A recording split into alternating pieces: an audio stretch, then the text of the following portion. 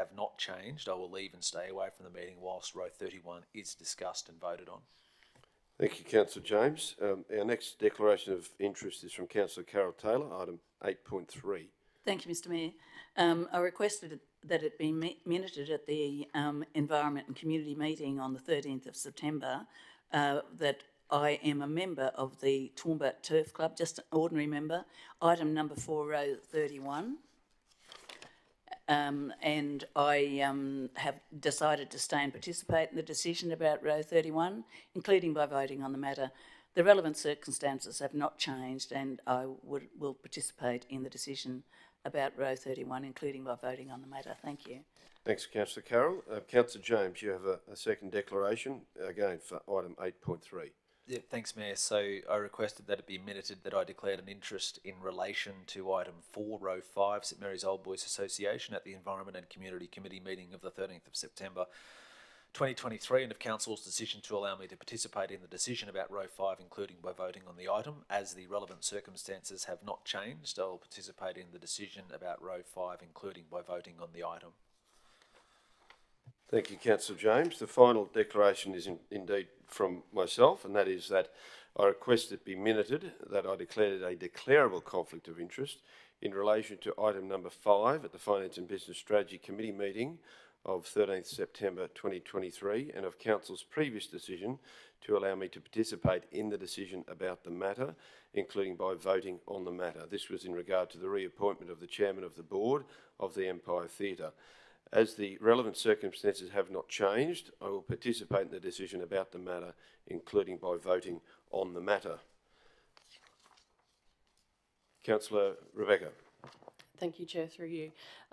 Just as courtesy, I wanted to let my colleagues know that I will have to leave this meeting between around 10 a.m. and 11 a.m. this morning. Thank you. Thanks, Councillor Rebecca. We might try and time a break in between there so that we can welcome you back when you have that opportunity. Councillors, we move then to item number 3, which is the confirmation of minutes. And the first motion is in regard to the ordinary meeting of Council, which was held on the 15th of August. And at that meeting, all were present except for Councillor O'Shea, and naturally Councillor Farquhar was not appointed at that time. The motion before us then is that the minutes of the ordinary meeting of Council dated 15th of August 2023 be confirmed. Could I have someone move that motion? Moved by Councillor Carroll, seconded by Councillor Megan. Those in favour? That motion is carried. The next motion for item number 3 is the special meeting of Council on the 16th of August, and all were present except for Councillor Melissa, and obviously Councillor Edwina was not appointed at that time. The motion is that the minutes of the special meeting of Council dated the 16th of August 2023 be confirmed. Can I have someone move that motion? Moved by Councillor Tim, seconded by Councillor Megan. Those in favour? That motion is carried. Our final motion for confirmation of minutes is in relation to the special meeting on the 12th of September. The motion is that the minutes of the special meeting of Council dated 12th September 2023 be confirmed. If someone move that, moved by Councillor Rebecca, seconded by Councillor Bill. Those in favour? That motion is carried. Thank you, councillors. Item number 4, councillors, is business arising of minutes of the previous meetings, of those 3 meetings. There's no business arising. We can move directly then to item number 5, councillors, which is petitions or presentation of petitions. Any councillors have any petitions today to bring forward? If there's no petitions, councillors, we move then to item number 6, which is business for which the Mayor wishes to have considered at this meeting without notice, a mayoral minute. There is no business that I would like to bring forward at today's meeting, councillors. So we move to item number 7, and it is with great pleasure that we introduce our first deputation this morning from Professor Margaret Kettle of School of Education and the Arts, CQ University, Australia. And this is in regarding a proposed Australian Research Council Linkage Project, or ARCLP, meeting with communication needs of multilingual workforces in regional Australia. Welcome, Professor. As we've discussed previously, you have 10 minutes for your deputation, then we'll have a further 5 minutes for questions if required. So if you just press the button on the right-hand side, Thank you, and Wendy will offer her services to push the slides. Thank you, and welcome. Great. Thanks so much, Jeff. And hello, everybody. Thank you for giving me some time today. So I'm very mindful of time. As Jeff said, my name's Margaret Kettle. I was at QUT up until right at the end of last year. I'm now at CQ University, so a regional university based in Brisbane. So Wendy's going to operate my slides for me. Thanks, Wendy.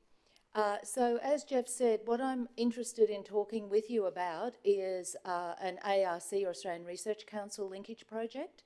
And the tentative title, sorry Wendy, if we can just go back, is meeting the communication needs of multilingual workforces in regional Australia. So, thanks Wendy. Just as a bit of a sort of understanding, it's indicative, it's tentative. So also I'd like to respectfully acknowledge First Nations people on the land where we are. Brisbane is Turrbal and the Yuggera people. Thanks, Wendy. So basically my overview today is to just introduce myself a little bit so you know who I am and you know where I come from and what I've done. Then to introduce the ARC linkage scheme, it's a federal government scheme. Then the project that I've been working on with some colleagues now for a number of years. I've done a lot of work in this region. And then putting something to all of you as councillors for your consideration. Thanks, Wendy. So in terms of my own expertise, I suppose if you want to put me in a box, you might call me an applied linguist. It's basically anything to do with language gets me very excited. So from, you know, if you've got children, it's first language acquisition, you know, the steps that our children go through as they're learning their first language, and then how does that relate if you wanted to learn your second language, if you're bilingual. Now, you all know better than I do that Toowoomba is a refugee welcome zone. You celebrated 10 years just recently, the anniversary.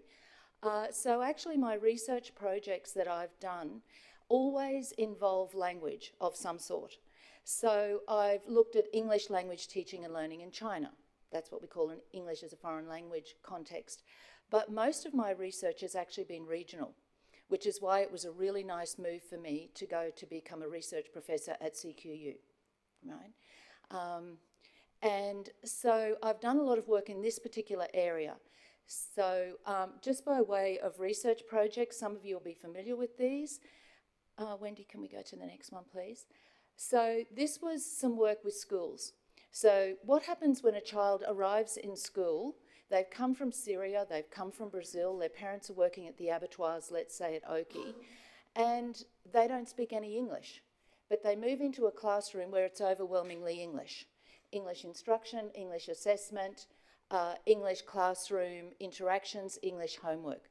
So this particular project was funded by the Department of Education in Queensland, and it was working with migrant parents who normally say, but I don't know anything about English, I don't know anything about the Australian curriculum, and saying, okay, parents, in Portuguese to this Brazilian community, you've got homework. When your kids come home, ask them in Portuguese what they learned today, and you make a decision whether they know it or not, right? And tell them to go back to school and find out some answers, all in home language. So that was a very successful project done in this region. Another one that some of you will be familiar with was the multilingual glossary, also conducted in this particular region, and this was working with people in the department, schools, teachers, community organisations to work out what do you think are the 650 odd key terms that you as a parent need to know to put your child through schooling. You know, you might know ATAR, you might know homework, you might know Harmony Day, every single word that is needed. For newly arrived migrant and refugee families, they don't know what Red Day for Daniel Day is. And there's all sorts of stories of parents stitching Dracula capes onto their children so their children were dressed up in red. But in fact, it was a t-shirt that was required. So explaining to parents so that their children can participate safely, respectively, effectively in schooling. This particular project, also done in this region, has attracted a lot of interest from the police, for example. because what we did, all those words we put into the dominant community languages for this region: Arabic, Swahili, Portuguese, Kurdish Kurmanji, right? So, thank you, Wendy. And so we've, in terms of outputs, there's a QR code. If any of you ever want to go and have a look at this site, thanks, Wendy. This is what it looks like if you just look up multilingual glossary, right? And it's all there, and it's all in 5 languages, including English. We can keep going, thank you. So this moves me now to why I'm here, really. It just gives, I've given you a little bit of background. This is now a federal government scheme. It's the Australian Research Council scheme. It's the top shelf scheme for research in Australia. There's a linkage scheme and there's a discovery. This is a linkage. So what a linkage means is that it's working with partners and it's collaborative. So it's not me as a researcher telling people what to do. It's in the interests of partners as well as researchers. So this particular project is working now not with schools but in workplaces. And I've done a lot of work in this particular area in places like Germany, Vietnam. So it's looking at the specific English that's required for key national industries. So the key national industries in Australia that have been identified by the federal government are logistics, food security and safety and food production, clean food production. Social services are the number 1, so that includes aged care. Let me see, manufacturing, construction, you know, all of the industries that you'd all be very familiar with. But in regional areas, as you know, there's an acute labour shortage. And Toowoomba has the interesting other dimension of being a refugee welcome zone. Can we bring those 2 things together? So that's what this project is about. Just not now, just at the end, righto. That's good. I'm just conscious that 3.5 minutes to go, so we're doing 3.5 minutes to go. Yeah. So, and so this aligns then with the federal government's priority around regional settlement, but also productive regional communities and harmonious communities. Right. So there's a number of agendas. Thanks, Wendy. In terms of what's currently available, there's materials like these. They're very genetic. This is the English for medicine. This is the English for skills. But these are often materials that are available before people go into workplaces. They're generic. This particular project is once people are in employment, what is the English that they need to be effective? So, you know, I was just saying to Wayne, there's a story from this region about where some refugee men were employed and their line manager took them through the building and said, here's the kitchen, tea, coffee, fridge, help yourself. You can just hear someone saying that, right? Culturally, that's what we do. We're hospitable. But those men came back, opened the fridge and went, help ourselves, and ate all the food in the fridge, except that was people's lunches. And so it could have been much more effectively organised if, in fact, the line manager had understood and just been a little bit more precise with his language. So it's kind of upskilling both so that we've got respectful, productive workplaces. Thanks, Wendy. So what happens with this particular, thanks, we can go to the next one. With this particular scheme from the department's the federal government's point of view, is that a linkage is a matching. So in order to conduct the project, which is a 3-year project, it needs money, it needs cash contributions, and it needs in-kind. In-kind can be liaison. It can be the provision of a staff member to help.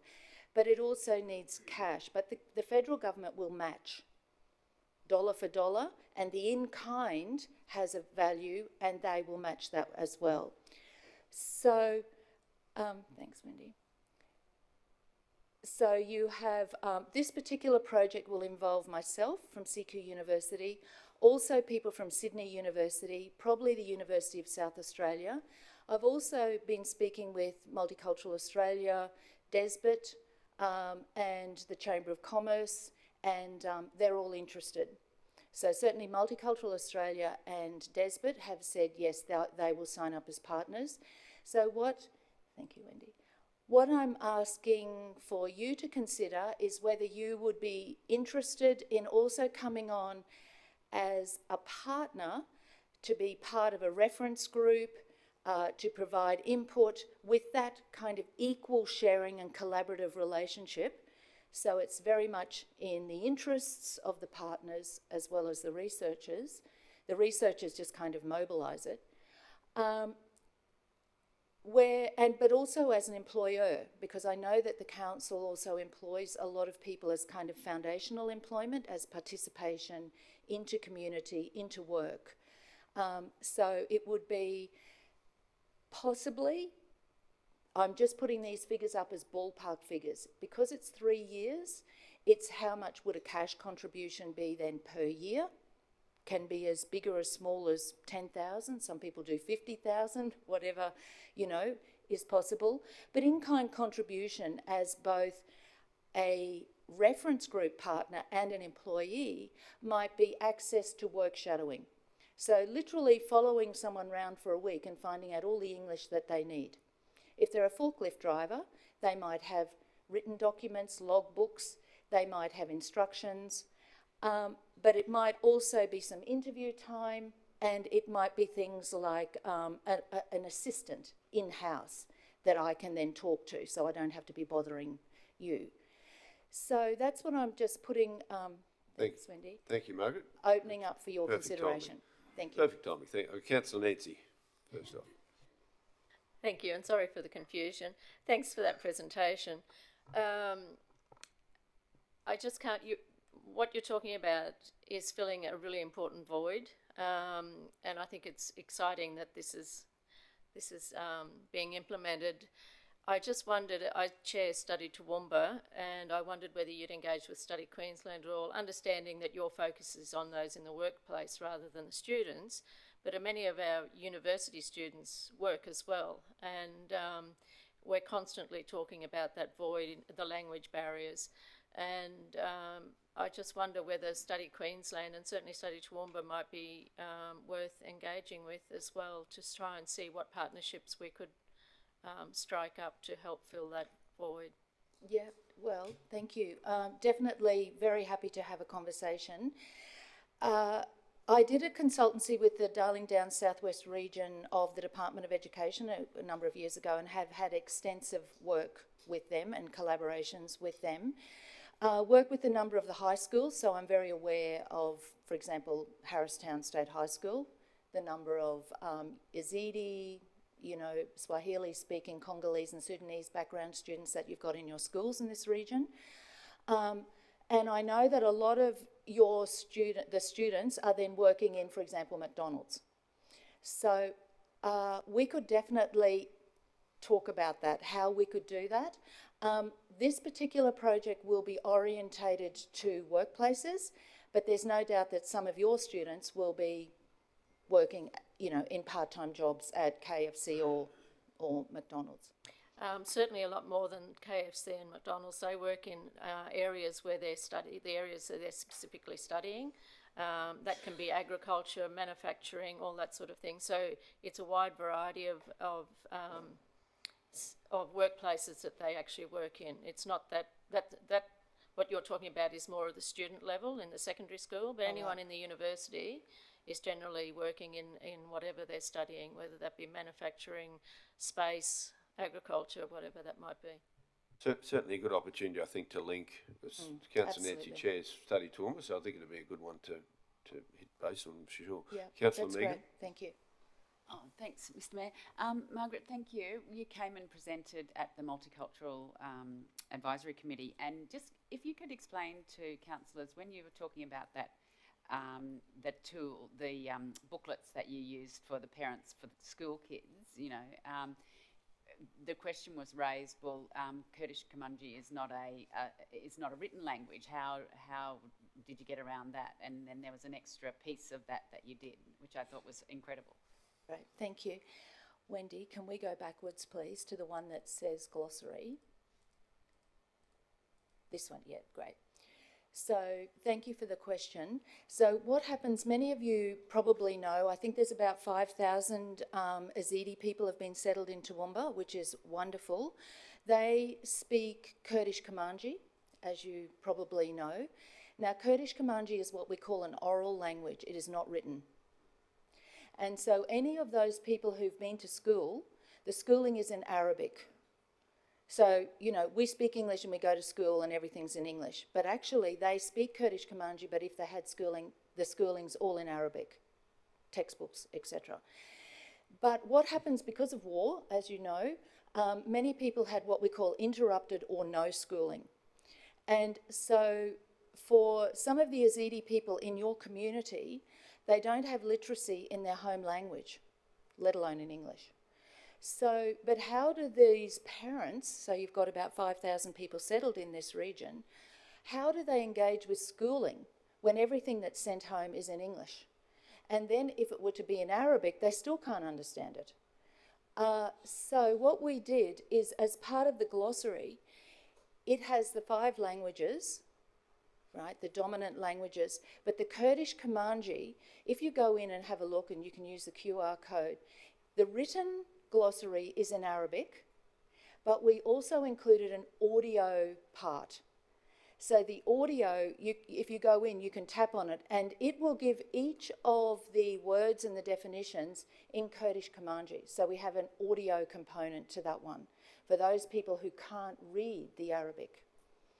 So that's a consideration definitely for your Yazidi community, having the oral component. Yeah, thank you. Thank you. Any other questions, councillors? Councillor Shine? No, thank you. Thank you, Margaret, for your presentation. And I must say, I was very pleasantly surprised that an academic from CQ and based in Brisbane knew so much about our region and, you know, what's going on here. So thank you for that. Just in relation to the glossary again, it's on a website, but is there any way of measuring whether or not it gets to all of the intended recipients of it? If so, what results you might have of that? That's a really great question, and it goes to one of the dilemmas about research. And if I can bounce off that question to talk about this proposed project, it's very difficult to look at uptake. We've been approached by many, many organisations, the police, public health networks, about can we do this and do exactly the same thing, but not school-related words, but health-related words, or domestic violence in the law, for example.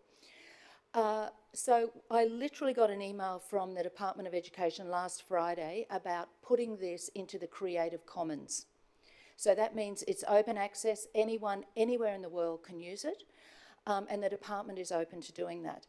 But as for tracking, all we can look at, and it's difficult to do this, is how many hits on the website. And one of the problems, though, is we did a big research forum presentation for the Department of Education about 2 weeks ago, and we're even finding that this is relevant to schools and a decision by schools to even embed this in their websites so that families can just hit on it. They take out a little bit about, oh, we've got Harmony Day or we've got Red Day for Daniel Day, just literally copy and paste that into a newsletter. But we're finding this is happening sporadically. So it's that dissemination bit and the durability and the sustainability of the research that I'm very interested in. So yes, we're going to go to Creative Commons. We can track it a bit that way. We can look at hits and then we can just follow up with schools, and we can do that through regional offices, which is what we're doing. But just 1 second, just about this particular project, and it's related to that. The ARC projects, often what they do is they go, put together this kind of training package for construction workers or people working in abattoirs to keep them safe, whatever the site might be. And then a lot of the design is that you take that and you trial it somewhere else. So you would go, for example, to Cairns or to Townsville, which is another refugee welcome zone, and try it there. But you never get the buy-in or the uptake. So one of the key design features of this project, which is open to negotiation with partners, is to keep it in this area. And so we work out what's the English needed for these respective businesses. We then do the training packages. We then look at how the uptake is, and then we stay.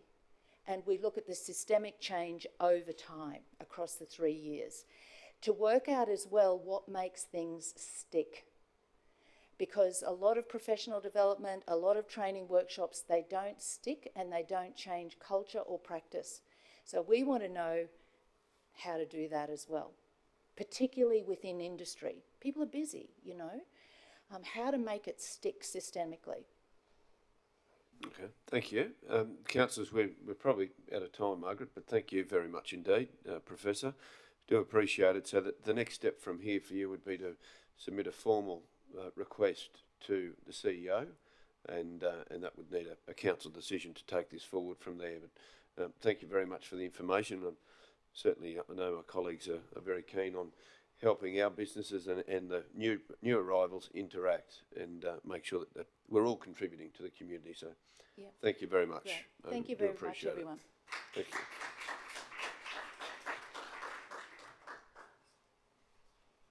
Our next deputation this morning, Councillors, very pleased to invite Superintendent Wayne Waltersbuell of QFES to come forward to talk with us in regard to Queensland Fire and Emergency Services and local disaster management arrangements for bushfire season. And Wayne, just on behalf of all of us here, but the broader community, thank you for the swift action and efforts to support Council and the community of Cecil Plains only most recently. We do appreciate the close connection that the Council and QFES and other emergency services have, and the local disaster management group work well together. So that's largely as a result of your fine efforts. So thank you, Wayne. We do appreciate it. Thank you. Thank you. Good morning, Mayor, Councillors. Thanks for the opportunity to speak with you again. This is a follow-on from the little presentation we did that Gemma and I did a joint one a little while ago, and there was more questions about the Australia Fire Danger Rating System. So a little bit about that today, but the triggers that Council can use with this system to get yourselves in a better position or better prepared than we are. First slide, it's a busy slide, but how did we get to the new system? It's pretty much it needed to be a national system. Too many states doing different things, people travelling around couldn't work out what sort of fire danger it was in each of the states.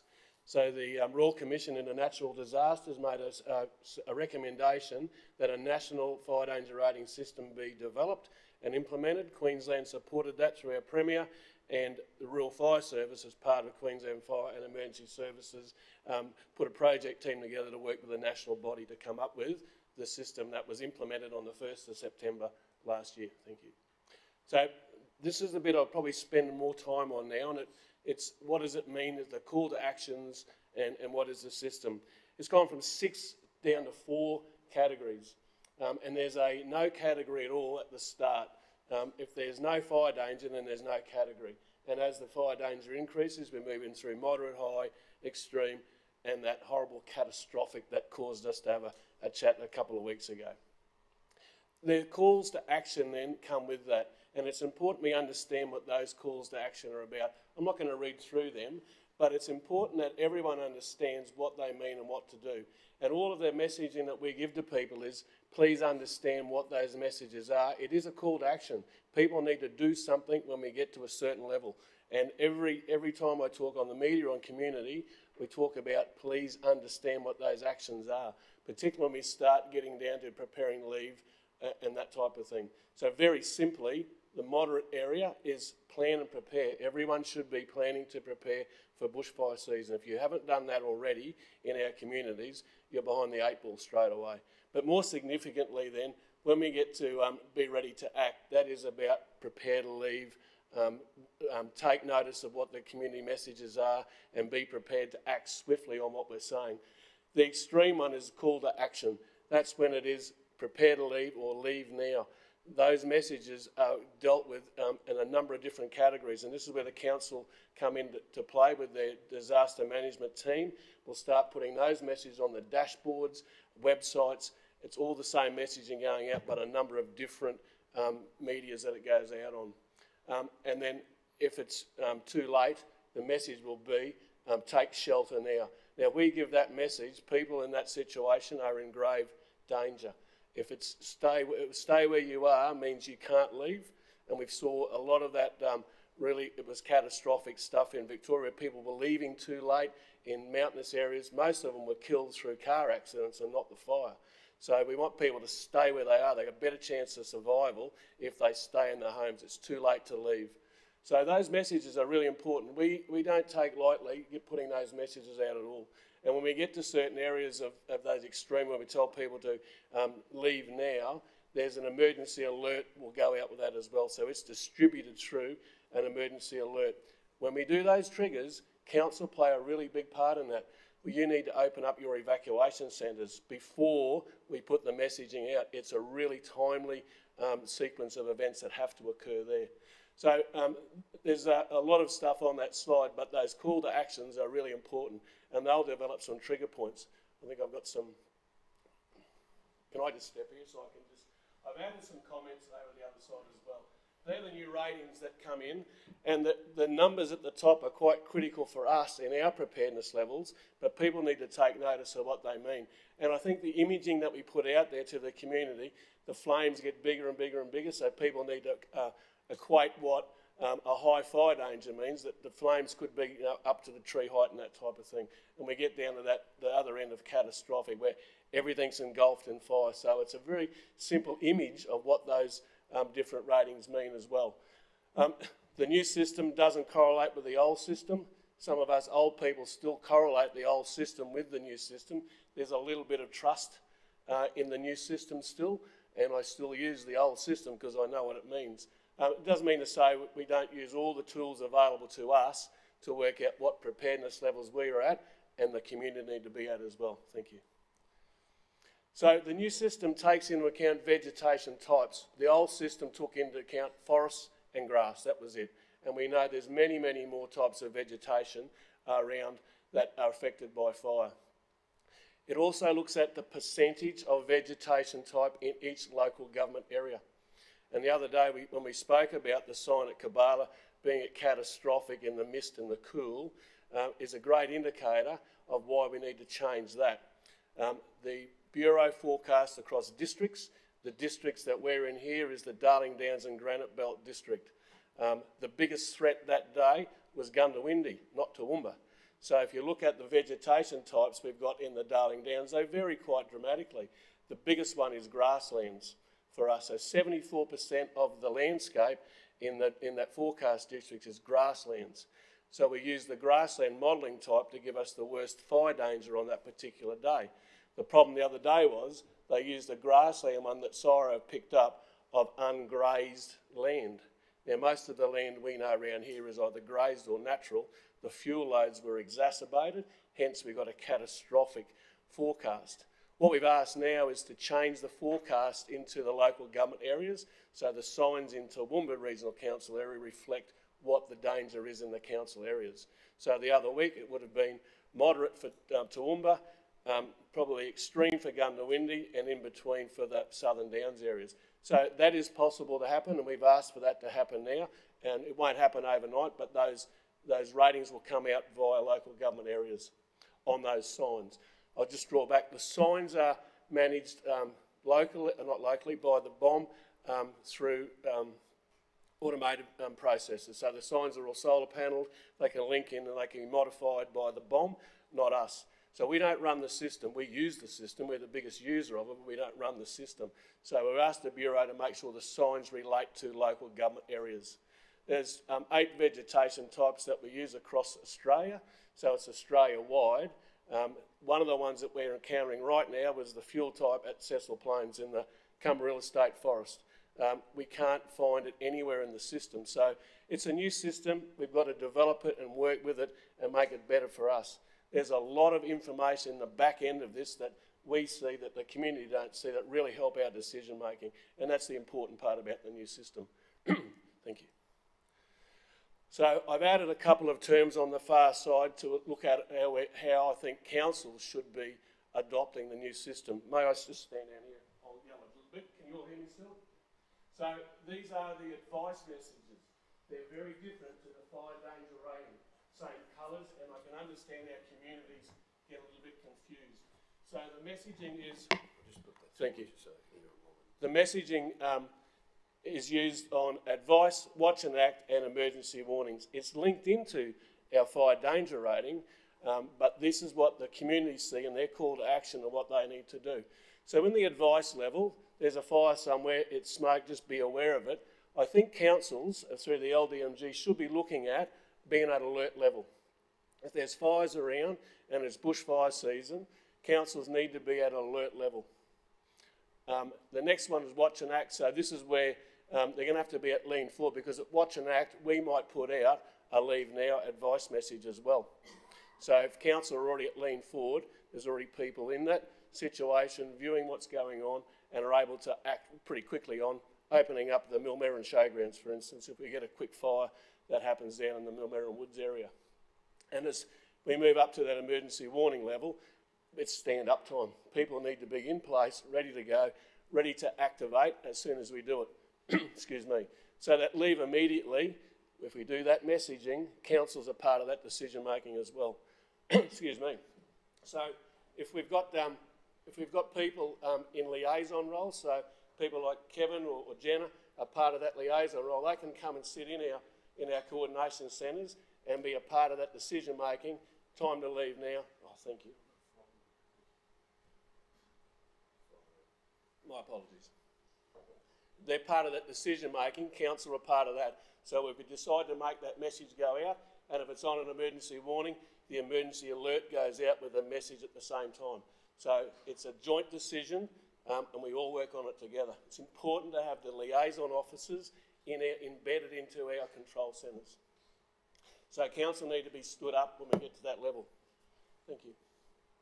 And these are the questions that Jeff's asked me to sort of provide those trigger points and opportunities for council to be part of that. So this is just the similarities in the whole messaging system that goes forward. So preparedness levels are the fire danger ratings. We use that. So we have another system that behind that called our bushfire preparedness level. It's an internal thing. It means nothing to external people, but that's our level. So right now, we're at bushfire preparedness level 2 in the Southern Downs and Toowoomba area, and bushfire prepared level 3 in Western Downs, Gundawindi, and the Warrego country at the back. It's out of 5. We get to 5, we're in real trouble. That means we've tapped out of resources, everything is in place, ready to go, and we've probably got some major fires running as well. So we use that as a preparedness level to meet that risk. The messaging is a part of a response. So once the fire's there, that's when the messaging goes out. I think the confusing part is the colouring systems that have been used. I think that's deliberate, but I know they took 2 weeks to decide on the orange colour for extreme in the national team. They will need to get the colours right. I don't know why it takes 2 weeks to pick a nice orange, but anyhow, it was 2 weeks apparently. What colour orange it is, I don't know. Thank you. I think that's it. Thank you. So that's the end of my presentation quite quickly. How did I go for time? Brilliant. Spot on. We'll have a couple of questions. Councillor Carroll and Councillor Rebecca. Thank you, Mr Mayor, and thank you very much, Wayne. It's been a very good presentation. Just a question. There seems to be, I've heard a little bit in the community, there seems to be a lag on the signage in the new colours and the new categories being rolled out, and it has been over 12 months since that's been decided on. I mean, we are entering into a fire season, and some places the community rely on, you know, particularly in the more remote areas of our shire, more rural, they rely on those signage to know what's what, I guess. Is there any, and I know it's not probably in your area of control, is there any thought to moving that along a lot quicker in light of the fire season that we're facing? Thank you. Sure, thanks. Interesting, South Australia opted no signs. They rely wholly on community messaging, Facebook, all those sort of websites. So they've got no signs at all. I've actually been down there in 2019 when they had critical fire danger and you couldn't leave where you were staying. We've reduced the number of signs in our region, definitely. Some are in silly places. You've got to remember it, someone's driving past at 100 kilometres an hour, it's a quick glance, and that's why we've gone to that light system. After the other Monday, the ministers come out and said, I want another 115 signs put in around the state. We can do that, the manufacturer can do that. There was a hold up at the first to get the permission to use the colours on the signs to come out. That we got over that part, and the manufacturer's up to date. The hold-up is Department of Transport in the permissions and the locations of the signs. So I know both departments, ministers and departments, are working closely on how we can make that move forward a bit quicker. That's been the hold-up so far. Right, thanks. Terrific. Councillor Rebecca. Thank you, Mayor. Through you, Wayne, I'll reiterate the Mayor's comments about the work that you and your team do, and hopefully you feel and know that respect that we and the community do have for that work. So the question is, we've had the fires at Cecil Plains, and we've had fires in Queensland over the weekend. We've got fires in Tassie today. New South Wales has 35-degree temperatures today. How do you rate Toowoomba Region and Council's level of preparedness going into this fire season in terms of our fuel reduction, slashing and so on? Good questions. A few things in that. Everyone knows there's a total fire ban in Sydney today. It was on the news everywhere this morning. We try and put that out in Queensland, and it hardly gets a mention some days. So we've got to get that part of that messaging going better. I honestly believe our whole region and Toowoomba Regional Council are in a good place moving into the season. And I'll use a quick example. The other day there was a fire on the escarpment to the south here.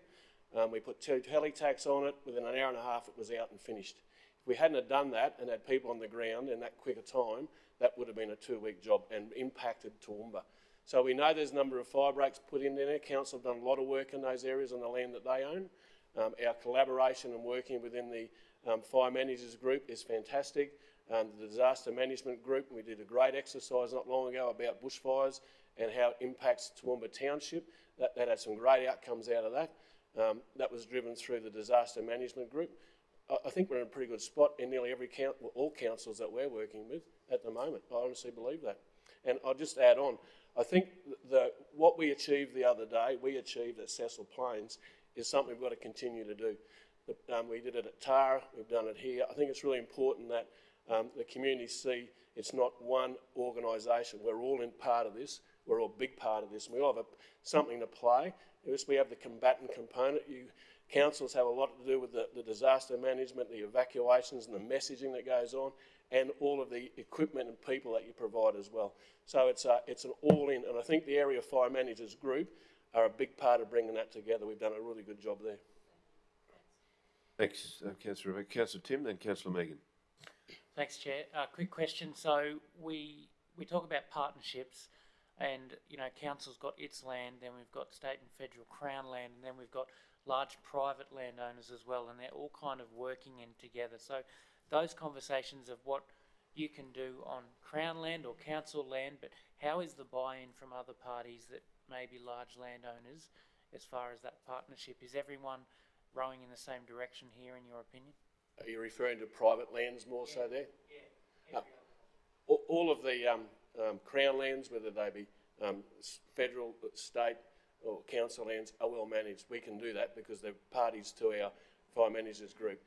Our local areas are then supported by our brigades. They'll identify the risks in their own brigade area along with the fire wardens. They'll issue the permits to do hazard reduction burning.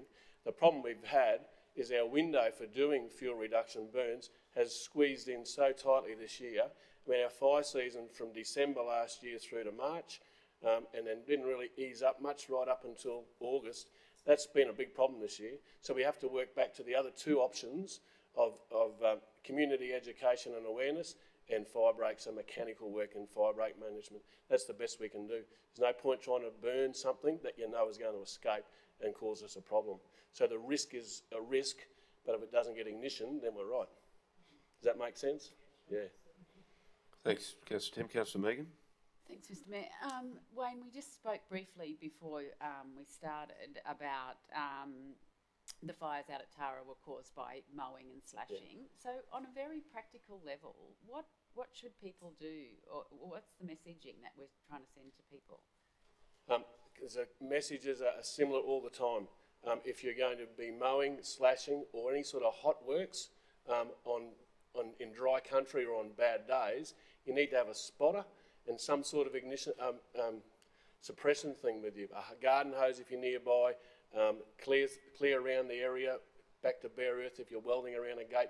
There's a whole heap of things that we need to do. People aren't doing that. People are doing the right thing by mowing and slashing and reducing the fuel loads around the area, but it's that dry at the moment, it takes one spark from a rock, a fire starts, and if you're pushing or on a slasher, it's behind you before you know it, it's too big to manage and it's gone. And that's how quick it is nowadays.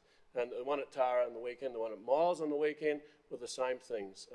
Accidental fires that people are trying to do the right thing but aren't really resourced properly enough to do it. We're not educated enough to do it. So there's a message that's got to go out all the time. If you're doing this sort of work out in dry country, have some sort of extinguishing method and a spotter. Really good to do. And you can put those little fires out quickly instead of us having to do it for another week. Yeah. Fantastic practical advice. That's great. Councillors, we are probably out of time now, but Superintendent Wayne, thank you very much indeed. The other little note, I guess, is that Council's Disaster Dashboard, which links into QFES and other agencies, is a great resource for doing exactly what that first stage is, which is about preparing. And that's, you know, cleaning gutters and making sure things are done. It's got some really good practical advice for everyone. As you've said, Superintendent, it takes a collective, and we all, as individuals and landowners in our own right, need to do what we can as well to help you guys. But on behalf of all of us in the community again, to QFES and to you, Wayne, thank you very much. Thank you, Mayor. Thank you, councillors.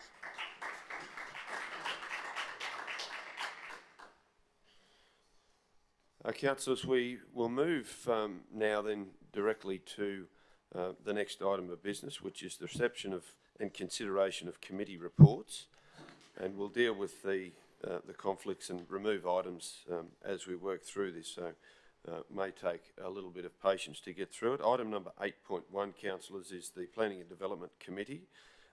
There are three items that we discussed and needed decisions on, items 2, 5 and 6.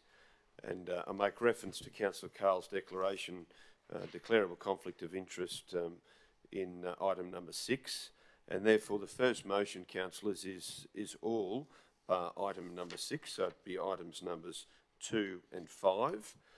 So therefore with the motion will be with the exception of item number 6 that we receive those items. Can I have someone to move that motion? 3 and 5. Yeah, 3 and 5. So with the exception of item 6, so items 3 and 5. Thank you, Wendy.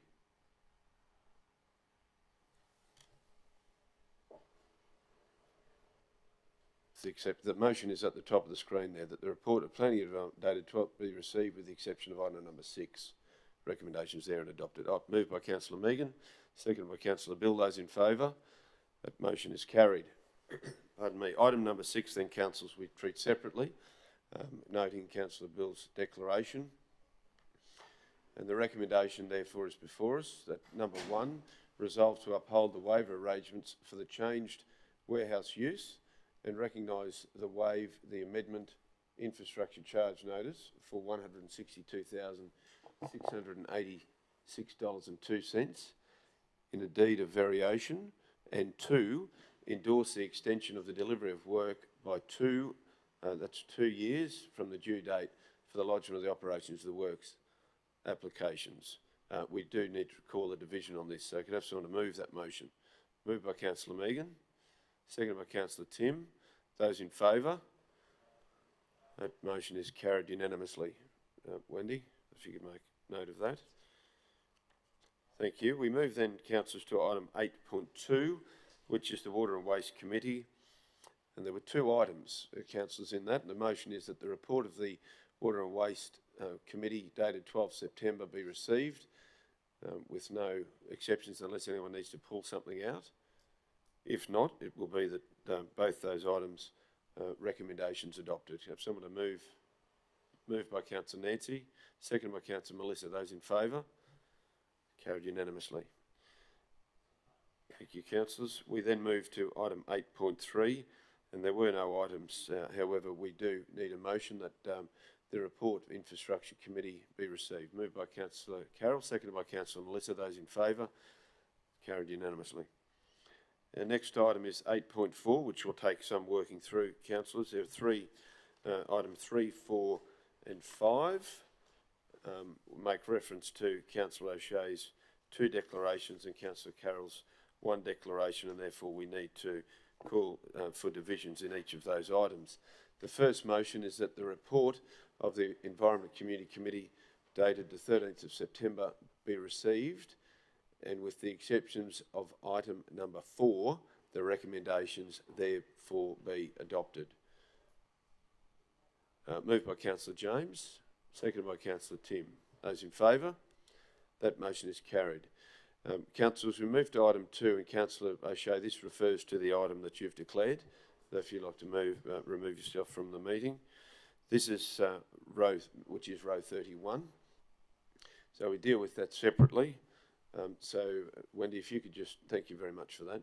The Council approves the application for funding for the Twentman Turf Club, row 31, under the overarching 2.59 Community Grants Policy and associated guidelines 23-24, August round 1, as recommended in attachment 1, and that the applicant be advised accordingly. Do I have a mover for that motion? Moved by Councillor Tim, seconded by Councillor Bill. Any reason for going to debate? If not, I put the motion. Those in favour? Motion is carried unanimously, so we'll record that division and ask Councillor O'Shea to come back into the building, back into the room. Thanks, Councillor James. Our third motion, councillors, is that Council approve the application for funding by St Mary's Old Boys Association, including row 5, incorporated, row 5, under the overarching 2.59 Community Grants Policy and associated guidelines 23-24, August round 1, as recommended in attachment 1, and the applicant be advised accordingly. We will call for a division of this vote. Can I have someone to move that? Moved by Councillor Tim, seconded by Councillor Megan. Those in favour? That motion is carried unanimously. Wendy, you're okay with that so far? Thank you. The councillors, we move then to item 8. No, we don't. Here's the final item. Motion 4. Okay. Councillors, that motion is before you. Wendy, is this up on the screen that people can watch online? Is that actually up on screen?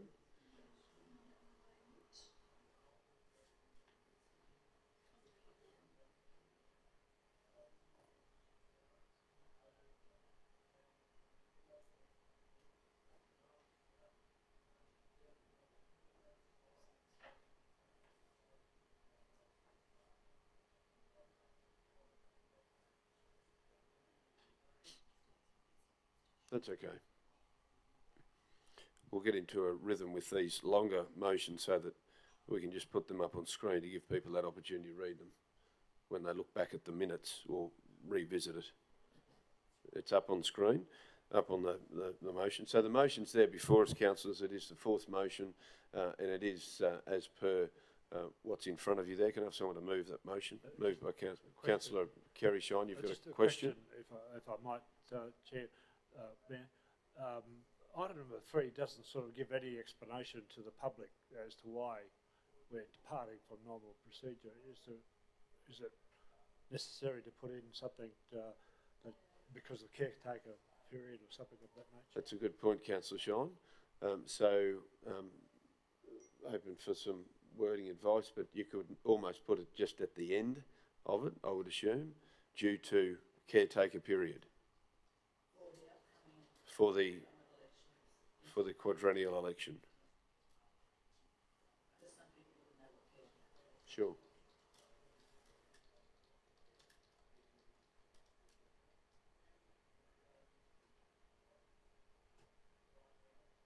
Thank you, Councillor Shine. Councillors, that a slight adjustment to that item 3. With that in mind, could someone moved by Councillor O'Shea, seconded for the motion, seconded by Councillor Megan. Any need to go into debate? If not, councillors will put the motion. Those in favour? That motion is carried unanimously. Thank you, councillors. We move to item 8.5, and there are 2 items, of which item number 5. There is a declaration, which is indeed mine, so we'll do that separately. No, we won't. Yes, we do. Simply to record the votes.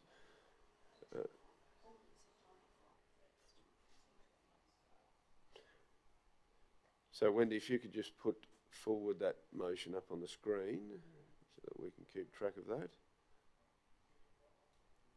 That's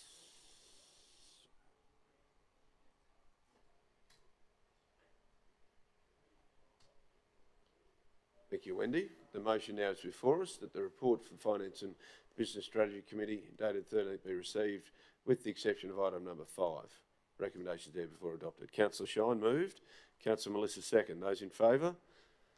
That's carried unanimously. The second item by way of recording division, as there was a declaration, is that Council reappoint Mr Andrew Violent to the position of Chairman of the Board of the Empire Theatres Pty Ltd for the further 2 years from 25th of October. Moved by Councillor Shine, seconded by Councillor Megan. Those in favour? Carried. That's unanimous again there, Wendy, just from a division perspective. We move then to item 8.6, Councillors, Economic Development Committee. There were no items, and therefore it's a simple process of receiving, therefore, that item, which Wendy's kindly putting up. Might be going a bit quick here. That the report of the Economic Development Committee dated 13th be received.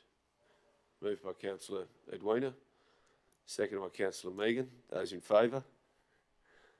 Motion is carried. How are we going? We're going pretty well. Councillor Shine. You weren't at the meeting. Can you move that?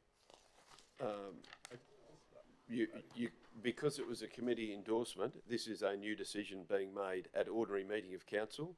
So this is a fresh vote, and the councillor is an appointed councillor. She has the right to vote on this item because it is now a decision from this council.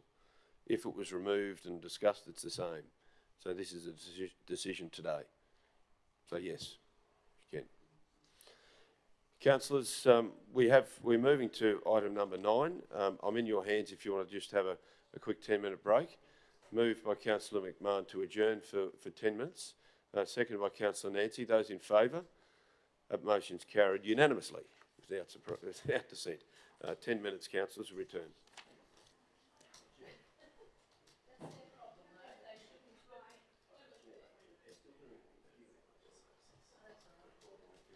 Oh, that's okay, mate. That's fine. We'll be right. We'll work around it. Thanks, Damo.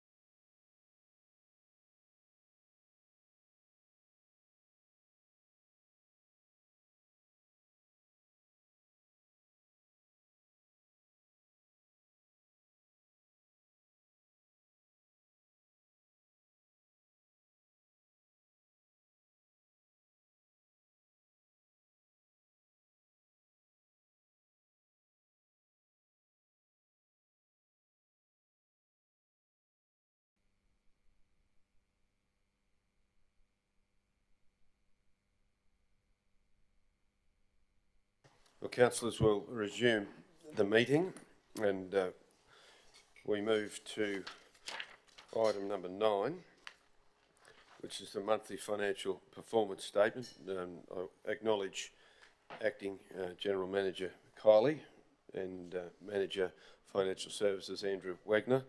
Andrew, you're presenting the financial performance statement, so I'll hand over to you, Andrew. Thank you and welcome. Well, before you start, Andrew, this is very exciting news today too, councillors. Andrew and his wife Lynn have welcomed their 4th child, third little girl, Charlotte, to add to their little boy. So 4 children only last week. So congratulations to you and Lynn, and I'm sure very exciting household at the moment. Very busy indeed. So thank you, councillors. So this morning we're presenting the monthly performance statement as at the 31st of August. So going through the August implications, the unrestricted cash ratio as at 31 August sits at 7.27 months, or $182 million. Then that excludes some of the restricted funding that we currently hold, including grants and the state waste levy. Going through the DRFA, so the operational expenditure for DRFA through the month of August was around $5.4 million, as you can see on your screen. And as of yesterday afternoon, the number of REPA submissions that have been approved still sit at 19 out of the 21, so those numbers haven't changed in the last couple of weeks. By way of an update in terms of the rate notices, so obviously the due date for rates was the 6th of September, and the number of places that have been considered for sale of arrears originally started at 60 and is down to below 29. There's a number of payments that have happened in the last couple of days. Talking a bit further around, before we move on to the specific numbers, looking more at what the outstanding rates are as of yesterday. So currently the rates are sitting at about $18 million outstanding as of yesterday, and that's very comparable to the same time last year. So in terms of arrears, that's at around 8.1%, where this same time last year was actually at 8.5%. Councillor Shine, you have a question? Just in relation to that, I was just wondering, as a matter of curiosity, whether that very large one out at the corner of Ruffin and Stenner, I think, has been paid. I'll have to take that on notice. I know the rates and revenue team were in discussions with the landholder for that, but yeah, I'll take that on notice if I may. Thanks, Andrew. Thanks, Councillor Shaw. So moving on and taking a look at the financial performance summary, which is the first attachment as part of the monthly performance statement, and I'll go through some of the key highlights there. So the operating income sits at 1% below budget, and that's primarily led by the rates and levies, which sits at $984,000. Now that's driven in part by 1, timing, and 2, by the 61 properties that are yet to be levied. So this is a regular occurrence where, based on splits and different aspects of change of ownership, where properties still need to undertake a valuation. So there's 61 properties that are still pending a valuation process. So that $984,000 as of yesterday is actually down to around $160,000 below budget, noting that there's still those properties that are still to go through that valuation process. That's offset in part by fees and charges as well as interest received. So interest received, you can see there is $90,000 ahead of budget year to date. Just not flagging that interest received will be reviewed as part of BR1 and likely to increase as part of the BR1 process. Moving on into operating expenditure. So operating expenditure is below budget by $550,000. Part of that's as a result of lower expenditure on labour costs, plus also lower expenditure on material services and others. So material services and others actually are driven heavily by timing for licensing and consulting in the ICT space, which are about $2 million below budget, which is predominantly timing. That's offset in part by some insurance costs, which will also be considered at BR1, sorry. Looking at depreciation, so depreciation is offsetting those below budget items by being above budget by $750,000. That's led by both Infrastructure Services Group and Water and Waste. ISG, as part of the end of financial year process, we do an indexation process, as councillors may be aware, for assets. So when budget was initially set back in April, May this calendar year, the indexation actually follows that process. So so there's been a slight indexation with some of the asset base there, which has led to depreciation increasing, particularly in ISG. Water and Waste is actually as a result of capitalisation, of assets in that May-June period, which was slightly higher than anticipated. So you've seen an increase in depreciation there, and that'll also be captured as part of the BR1 process. Looking at capital revenue, so capital revenue is currently above budget by 17% or $1.4 million. That's as a result of timing with the infrastructure charges being slightly below budget by about $1 million, offset in part by the auction of fleet assets. That auction was initially scheduled for June, but was held over through to August. And so you'll see that in the second attachment, the sale for fleet assets has actually offset that timing of the infrastructure charges. Capital expenditure is below budget by $400,000. And you'll also see as part of attachment 3 and 4. So attachment 3 gives the councillors the top 5 projects by group. And then attachment 4 is the DRFA reporting that we've added as part of our regular reporting. And I'll hand over to questions. Thank you. Thank you very much, Andrew. It's very pleasing to note the income from rates at the moment, you mentioned earlier.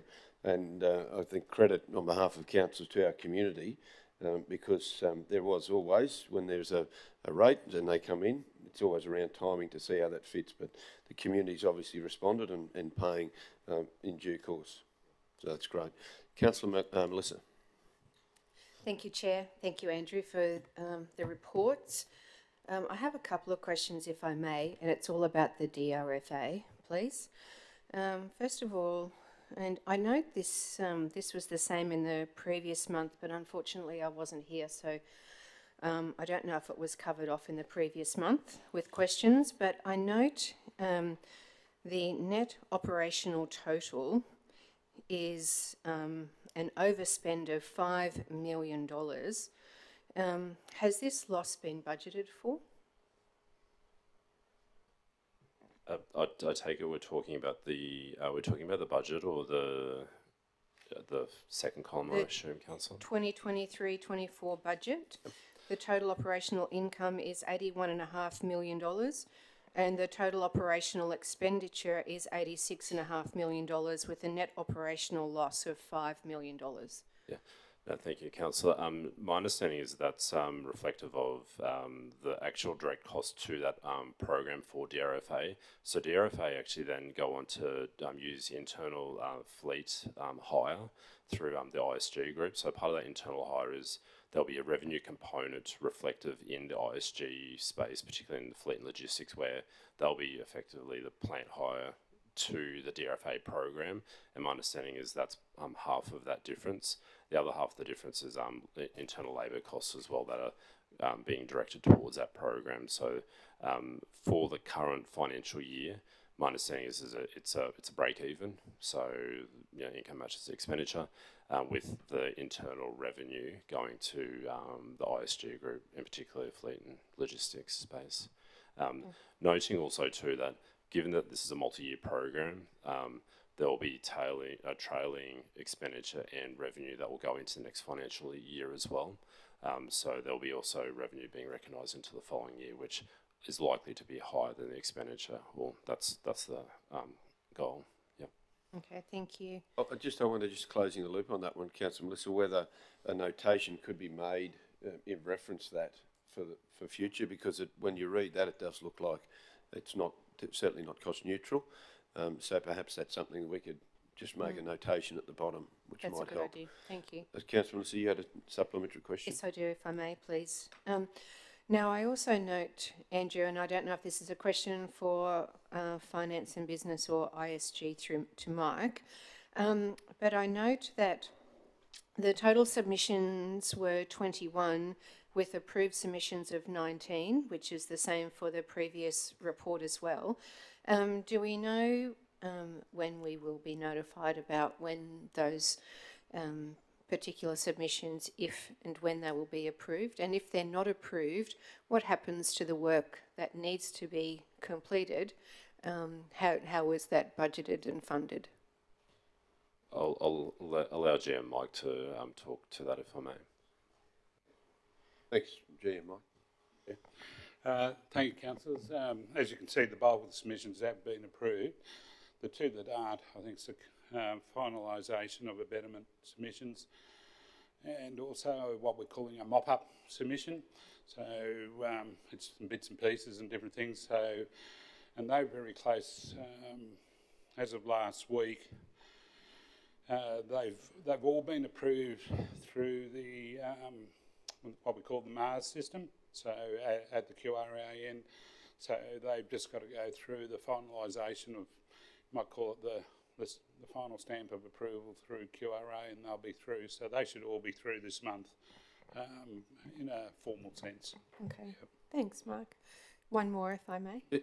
Just on that one there, you also had a part of that question, Councillor Melissa, in regard to budgeting for it and how that works. So did you want an answer in regard to that element as well, just for those other two submissions? Yeah. If the reference to that is towards what was being discussed, we do have we're doing a significant review of the budget type numbers for BR1, for Budget Review 1. So that'll come to council in coming weeks. So that'll give you the latest update of where things are, and also indicate, councils, where councils' funding elements are coming from and different things, both from the capital side of the business as well as the operational. So all of that's being put together at the moment. So that'll be put in a lot more detail with council come next month. That said, it's also, there is some significant changes in numbers, but the balance is still, we're aiming for the net outcome to be as minimal impact as possible on council, that we can make work. Thanks, Chair Mike. Thank you. Councillor Melissa? I've got one more, if I may. That's okay. Please. So, Mike, or Andrew, I note that in column 23-24 year-to-date actuals, the total operational income is 612, in round figures, 612,000, with a total operational expenditure of $7.4 million, with a difference of an over expenditure of $6.7 million. I also note that it says the difference in the expenditure budgets is due to timing of works and claims made. So I understand that, but does that, because that's quite an considerable amount of money, $6.7 million. So will that be recouped or brought back into line in the coming months? Yes, but what council will see, council will continue to see a lag. Okay. The lag will be between probably a month, maybe 2 month lag in the financials. Okay. And that's because we get to the end of the month, the claims by the contractors are put in, that's got to go through all the payment processes, all that sort of thing, and by the time they actually gets to a reporting period, the end of the month has got there. That said, the relationship, we have a very good relationship with the Queensland Reconstruction Authority, and we earlier this year they gave support to keeping us in a cash positive position in regards to the program. So behind the scenes, irrespective of what the financials are showing for the previous month, we're staying in front from a cash flow perspective as far as our bank account's concerned. And that's very important, obviously. That's something that we'll maintain. The other element to that is that as we've only just started some of the packages, but as the different packages get completed, we'll be moving straight into the acquittal process of those packages. So probably the next lot of numbers into next year that you'll be interested in is, okay, out of all those packages, what have been completed, what have been acquitted and those sorts of things, and so that you can then see how that's progressing. But unfortunately, in the interim, you're going to get this lag. So money out and money inside of the ledger's not going to always line up, not neatly, and we will be spending a lot of money every month, so that gap will be quite significant. That you'll see in that lag, but behind the scenes we're working very closely across the business, but also with QRA to ensure to mitigate any broader impacts to council. I don't know. Thanks very much, Mike. Thanks, Mike. Thanks, Councillor Melissa. Andrew? And probably just sharing the sentiments of the GM there as well, is that we're actually being as diligent as we can in terms of waiting for the approval from QRA before we recognise that revenue. So we haven't yet had the approval at that time of reporting in August for the July claim as well. So we're being as diligent as we can in terms of once QRA have approved that claim, that's when we then look to recognise that revenue. So you're seeing the build-up of July and August is the figure that you're looking at. So once QRA have approved that, we'll then look to recognise that. Yep. Thank you. Thank you. Okay, thanks. Thanks very much. Thank you, Mike. Thanks, Andrew. Any more questions, councillors, in regard to the monthly performance statement? If not, the motion is there before us that the monthly performance statement as of 31 August 2023 be received. Have a mover. Moved by Councillor Shine. Seconded by Councillor Melissa. Those in favour? That's carried unanimously. Sorry, we move then. Thank you very much, Andrew. Again, congratulations to yourself and Lynn. We move then to item number 10, which is the Chief Executive Officer's monthly report. Noting, councillors, that attachment number 3 is confidential. It is in the report, but if there's something in there that we wanted to raise, then we'll determine if we need to go into confidential at that point. But I'll hand over to the CEO for your report. Thank you, Brian. Thank you, councillors. Just while we're talking about that attachment 3, the actual council resolutions are certainly not confidential, and we're happy to discuss any of those. The only reason why we included that confidential is to actually pull that information together for you. We extracted it from the pathway system. Within that system, it's got a lot of officers' names there that we probably don't need to make public. So potentially in the future, what I think might be a better option is we'll give you just the actual council decision, and then we'll give you an attachment that actually has all those notes behind it. Only that part is confidential. If you wish to talk about any of those resolutions, happy to talk about that, anything behind that, so we don't really need to go into confidential. That was really the only confidential parts about that. The general managers have actually had a look at that attachment 3 and should be over that. So if you have any questions in relation to that, they should be able to answer those here if they're here. If not, we'll take that on notice and get back to you. The other attachments are as previously provided to you and are fairly standard. And the only other one to note is the upcoming Pulse survey with InSync, which is scheduled for February next year, which is the same timing as the last Pulse survey that we had. So, I just wanted to put that on the table as well. So if there's any questions, happy to answer. Thank you. We'll go to questions. Councillor Tim, you have a question? Councillor Nancy. Thank you, Chair. Through you to the CEO, look, I welcome the otherwise confidential attachment 3. It's the first time I've ever seen it. I found it really informative to see. So I did actually want to discuss one of them and thought I would need to go into confidential. Your reading was as long as I don't say officer names, we can do it. Yeah, as long as you don't raise up. The actual council decisions are public, unless within those notes you think there's something that might be confidential there, but I don't think that's the case in relation to that. And if there is, we'll raise it with you if there's anything confidential, but feel free to ask your question. Yeah, thanks. Look, I did want to pick up on the first one in the attachment. Request number 1430173. So this was brought up is within the first year of council, so 2021. Well, it's into the second year. Anyway, so this is around the idea of using an Auslan interpreter when we have emergency or urgent things like disaster management, right? So that's 6/2021. We brought the motion, it was passed, we work on it. We then had a significant disaster in 2022, and there was no Auslan interpreter because we're still, getting the fine details of that tuned, and we're now in September 2023.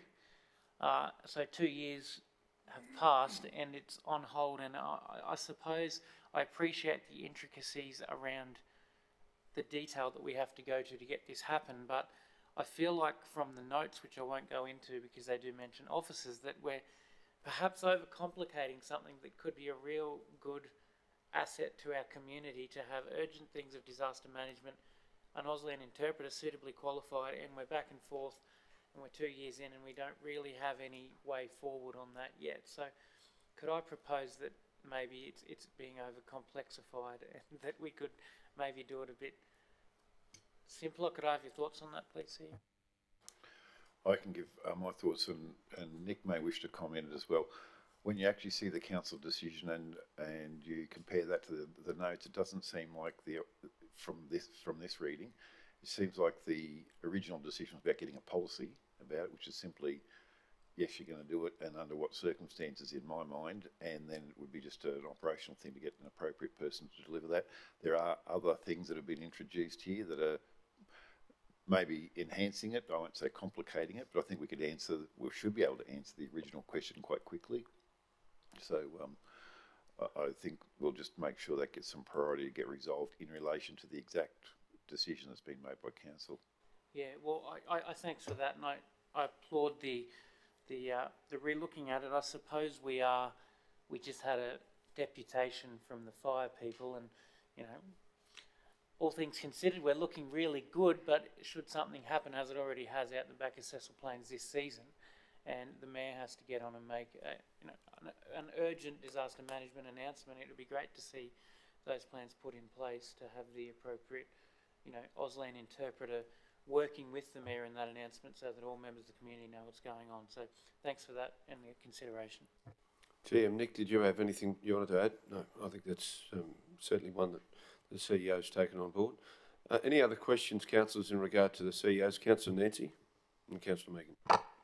Thank you, Chair, and I'm glad I requested that this report come to Council in future, because I think it's been very good for us to actually be able to see it. The only thing I would encourage, Brian, and I'm glad you're tweaking how you do it so that it can actually be in open rather than being confidential, is that the lines be numbered 1, 2, 3, 4, so that we can just say, well, number 3 on page such and 6, or whatever it is. So on page 4, which is Board Books 50, I've got extend time frames, report to Council September 23. So that is in relation to, sorry, I've got a couple. Receive a further report by September 23 on implementing the TLPI, which addresses the risk of serious adverse cultural, economic and environmental, blah, blah, blah. And it says in the comments, I have been waiting on external advice from a third party, received this week, which was July, and it was to come to us in September, but we're now at September and I don't believe it's in there.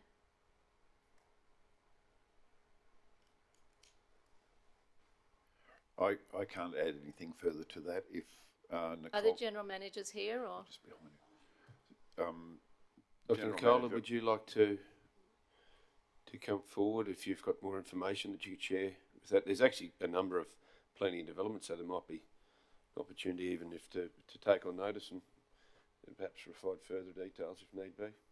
Welcome. Thank you. Good morning. Sorry, I was reading my notes at that time. Would you please repeat what was the topic?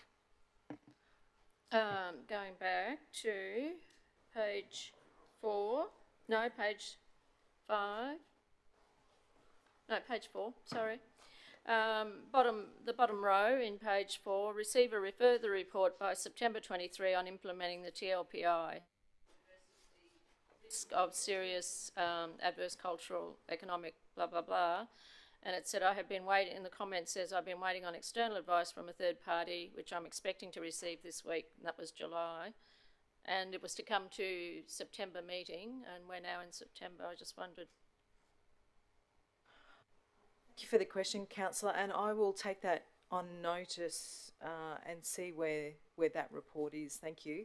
Noting that TLPI obviously is in effect at the moment. Thank you. So my next one was on page 6, which was an advocacy statement for requesting state and federal funding assistance for the dam safety upgrades, and that was back in March this year,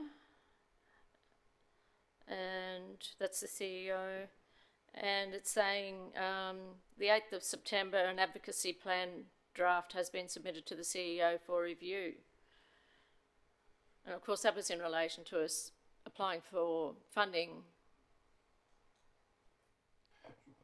Yeah, that's right. It's a multi-purpose document for identifying engagement opportunities, and information should be provided to each of those people or elected representatives that council needs to engage with. So that's there. That'll be completed. It's completed. It's on my desk. It'll be done this week and finalised. Thank you. On page 8, I think it's the last page, that council refund a portion of fees paid in accordance with the fees and charges register and provide a refund. That was in relation to a decision that councillors made last month, and yet reading the commentary there seems to be difficulties with that actually happening. Has that been resolved?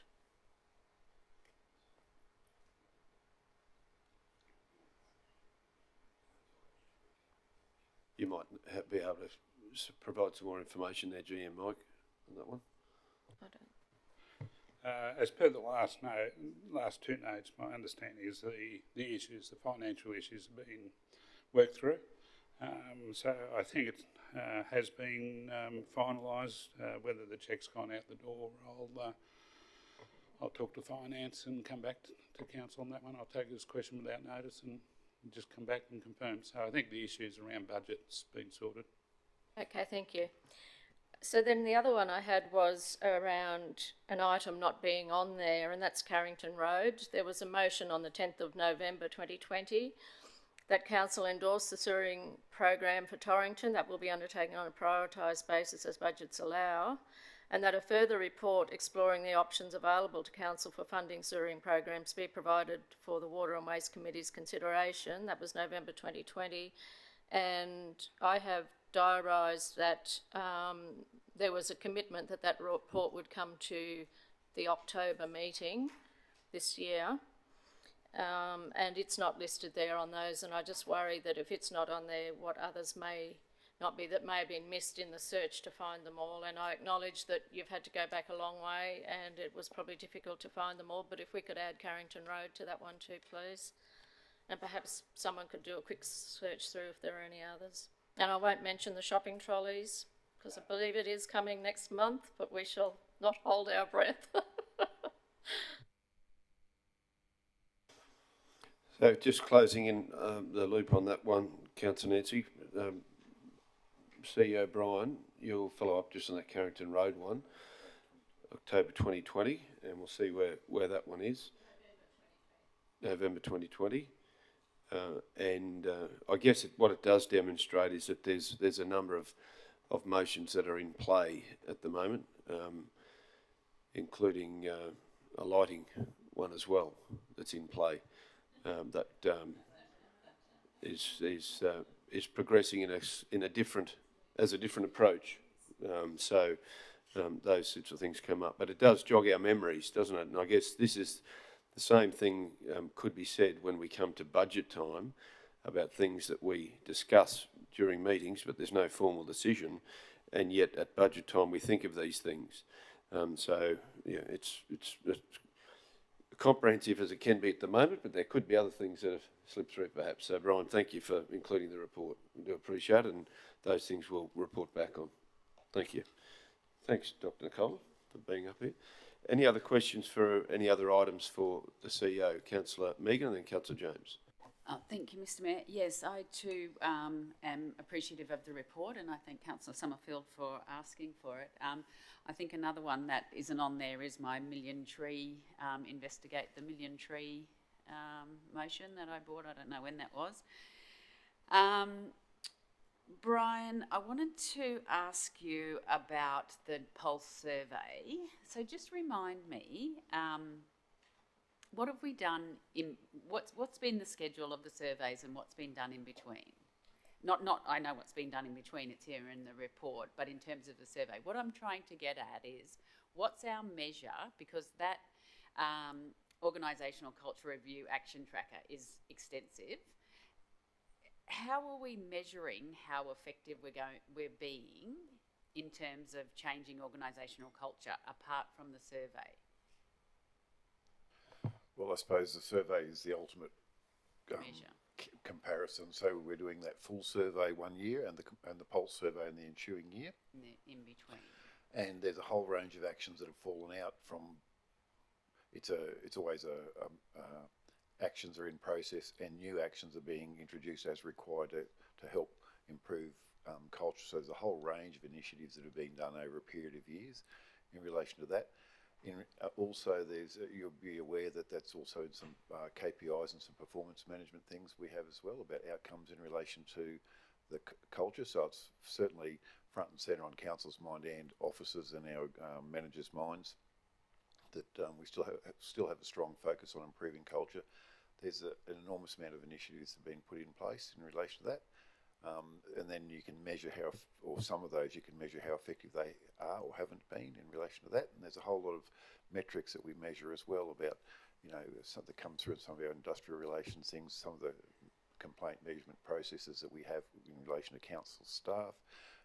We measure bullying and harassment. We have statistics to reflect all of those. So it's a matrix, I suppose, as to how the organisation views where our culture's going, but those one checkpoints that we have each year are those surveys that are done via InSync. Okay, thank you. And my other question, Mr. Mayor, if I could, is about the recruitment of the Executive Manager of People, Culture and Engagement. Where are we up to with that? That's underway. I think it's out at the moment, yeah. It's out at the moment? I think it is at the moment, yeah. Okay. It's pretty close. If it's not, I think it may be out at the moment. Okay. So Acting GM of Finance and Business, Kylie may have a bit more information on that one. Councillor Megan, if that's okay. We've engaged an external recruitment agencies to run that process, and that's about to commence. We have a rough idea of sort of when an appointment would be likely? What's the timeline? Well, it depends on the preferred candidate, I guess, and what they may be able to do depending on where they're coming from. But hopefully in the next couple of months. The recruitment process is probably 3 to 4 weeks in terms of being open, and then moving through interview processes. Okay, thank you. That's all, Councillor Megan, for your questions. Councillor James? Yeah, thanks, Mayor. My question, or probably more a comment, just to sort of keep it on the radar. It's on page 53, and it's around the council resolution of support for migrant and refugee service providers, where we were inviting Andrew Giles MP, etc., to come up and visit the region. I mean, we've done everything as per what we had in that resolution, but obviously we haven't achieved like the intended outcome what we were chasing. So I suppose just sort of highlighting it again, perhaps, Mr. Mayor, obviously I know you've probably had quite a few things on your table in the first 5-6 weeks, but this is one obviously that was carried over now, and we sort of talked about how what further we can do to try and actually get an outcome, because at the moment we're sitting in the same position we were when we moved the same motion 12 months ago, and we had the deputation this morning around the importance and possibilities around obviously language and things like that. So I think this one again is just another opportunity if we can sort of continue on the process of the request for the Minister to come to town and see if we can try and do our bit, as we said, from an advocacy point of view. So I just wanted to highlight it and just sort of ensure that we sort of keep our finger on the pulse with that one. Certainly, thank you, James. Just in regard to that, through the Multicultural Advisory Committee that you have, was there talk about, I'd heard, and others may have heard, around the funding for these programs that was due, I thought it was October or November of this year. And I'm not sure whether you'd heard about that. It was Australian government, federal government funding as a round. So it might be something that you can take back to them as well to find, because that's obviously for an advocacy, it'd be nice to know the timings for that as well, if you could. But certainly it's one of those very important issues for us. Councillor Kerry, you had your hand up. Yeah, no, thanks, Mayor. Just on page 52, the second one, just to comment that it's being attended to in the sense that this was a resolution in relation to investigation to report to council in relation to the advisability of or the difficulties or complexities involved in moving from an undivided to a multi-member divided council. This has been a matter of many requests made to me about what progress is being made about that, and I'm pleased to see that the report will come to the CEO on the 5th of October. Thanks, Councillor Sean. Any other questions, councillors, in regard to the CEO's report? If not, there is a motion there before us, simply that the Chief Executive Officer's monthly report be received. I will move that motion. Moved by Councillor Edwina, seconded by Councillor Carol Taylor. Those in favour? Motion's carried unanimously. Councillors, we move then to item 11, which is the Mayor's monthly report, and it is tabled for your reading pleasure and for those who are interested to watch online and indeed view the agendas. There's a number of items there, and of course the first and equally significant to others, and if not more significant, particularly for the councillor, is to welcome Councillor Edwina Farquhar to the councillor position. And then we move through the advocacy of the dam spillway, transport industry, effluent, community engagement at Cecil Plains, bushfire season preparedness, the beef battle, which brought many people to the region, and the Carnival of Flowers. Councillors, the report is as tabled. Are there any questions in regard to the report? Again, you'll note there's quite a different format to this report from previous. If there's no questions, councillors, can I have someone move the report be received? Moved by Councillor Carroll, seconded by Councillor Tim. Those in favour? That's carried unanimously. Councillors, we move then to item 12.1, item 12. And 12.1, in fact, is the matters which notice have been given, and this is a motion to formalise the position of Councillor Edwina Farquhar as Portfolio Leader for the Finance and Business Strategy Committee, to assist Councillor Jeff McDonald and Portfolio Chair, and Councillor Kerry Shine as Portfolio Leader for the Finance and Business Strategy Committee for the remainder of the council term. And the reasons are therefore listed for you as well. I have to say we had a very good conversation on our way to and from the Wimmera Pool last week, Edwina, and we thank you for that. The finance and business team were riding together, and we had a good conversation. So it was very good, and your skill set is something that will be valued across not only our team but for the broader community. So, councillors, that's the motion there. Could I have someone move? Oh, actually, I'm moving that. That's good. Moved by Councillor Jeff McDonald, seconded by Councillor Nancy Summerfield. Those in favour? Motion's carried unanimously. Okay. Any other business council may determine by resolution? We did receive last evening a general business item from Councillor Melissa Taylor. So we move then to item number 13. Our Councillor Melissa, I might hand over to you. Thank you, Chair. I just am unsure of the actual procedure going forward to bring that to general business. Do we need a motion for that? I just don't have the wording for that. That's right. Apologies. Just up the top, there's a motion there that Wendy's put up there for you. Sorry.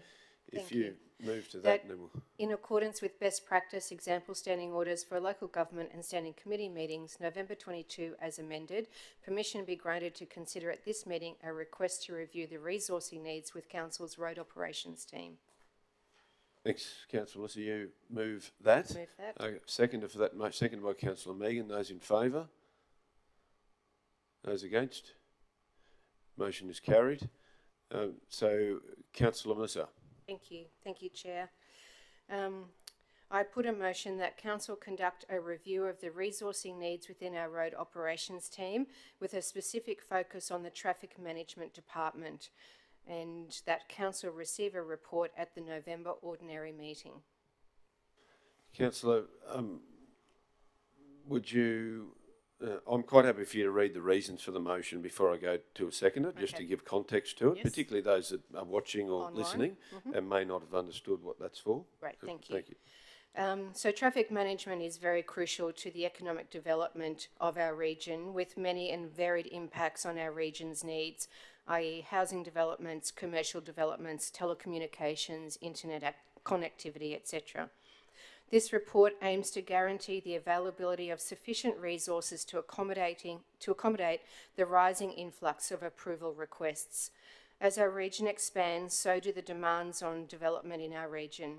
It's imperative that we ensure our road operations team is adequately staffed and equipped to efficiently manage, approve and audit traffic management plans.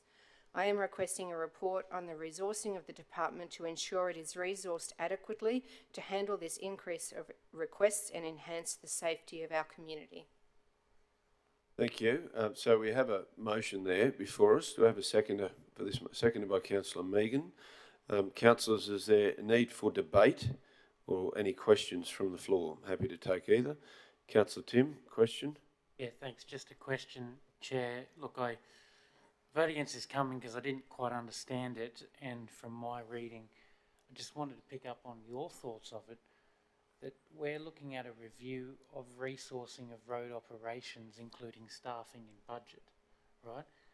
Is this and this might be GM to help with this, is this a council or decision, or is this an operational staffing decision? From what I read, I'm just wondering if you could highlight for me. Thank you. I am very cognizant that it is an operational matter, but it is for a council decision, because it is very strategic in its application to ensure that the department is resourced adequately, because the influx of requests for approval is increasing significantly, and also it's not just the approval of the applications, it's also the auditing of that and ensuring the safety of the community. So we know that resources are stretched in each department, but it's really important for the economic development of our region that this particular area is resourced adequately. So it is for council decision, yes. Okay, thank you for that, Councillor Melissa. I might just ask, through you, Chair, to the CEO, that we're allowed to vote on this today. We're not bringing an operational matter that we're actually allowed to do. I want clarification on that personally. Yes, Council, by this resolution, is seeking a report, which is entitled to do really on any matter, so that there's no problem with that. Thanks. Councillor Nancy, then Councillor Megan. Thank you, Chair. And I do understand why Councillor Melissa has brought this forward, because we do have blockages in the traffic management area. We've had presentations and we're all very aware of that. I just wondered, isn't that the role of SDR to be overseeing that, whatever their new title is now, BDR, whatever it is. And is that leapfrogging or putting pressure on them? I don't know. I just concerned about the process, I guess. I don't know. It's a good point. We might, CEO, if you'd like to make comment on that, and just see if that is out of sync or out of line. I think in relation to this, it's the operational areas manager and general manager to actually identify the resources required to do what's required. This is business as usual that they need to do, and I acknowledge that it's a growing business as usual they have in relation to that there. So those best situated to identify how to do that would be the manager and the general manager working together to do that. I'm not sure about the timeline because I haven't had any discussions at all with the general manager. It might be worth getting his comment about the ability to achieve what's required within those timelines, and is there any additional resources that may be required just to get to this point. So it might be worth getting the general manager's comment. So, General Manager, would you like to make comment, particularly around that, the second point in regard to timing? And then Councillor Megan, I've got you.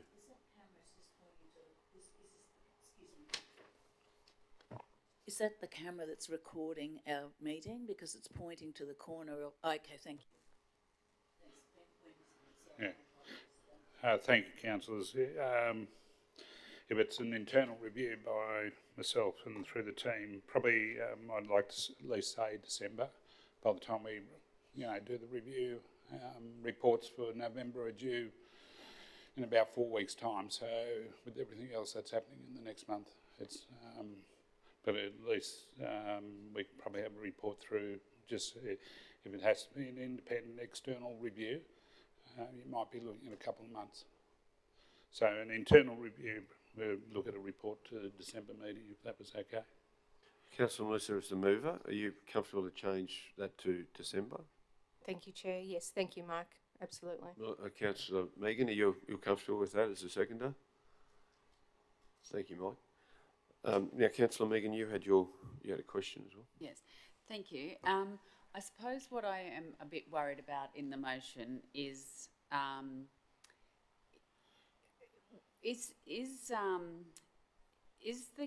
the problem or the hold up with our traffic management, and that's the feedback that we're getting back from the community.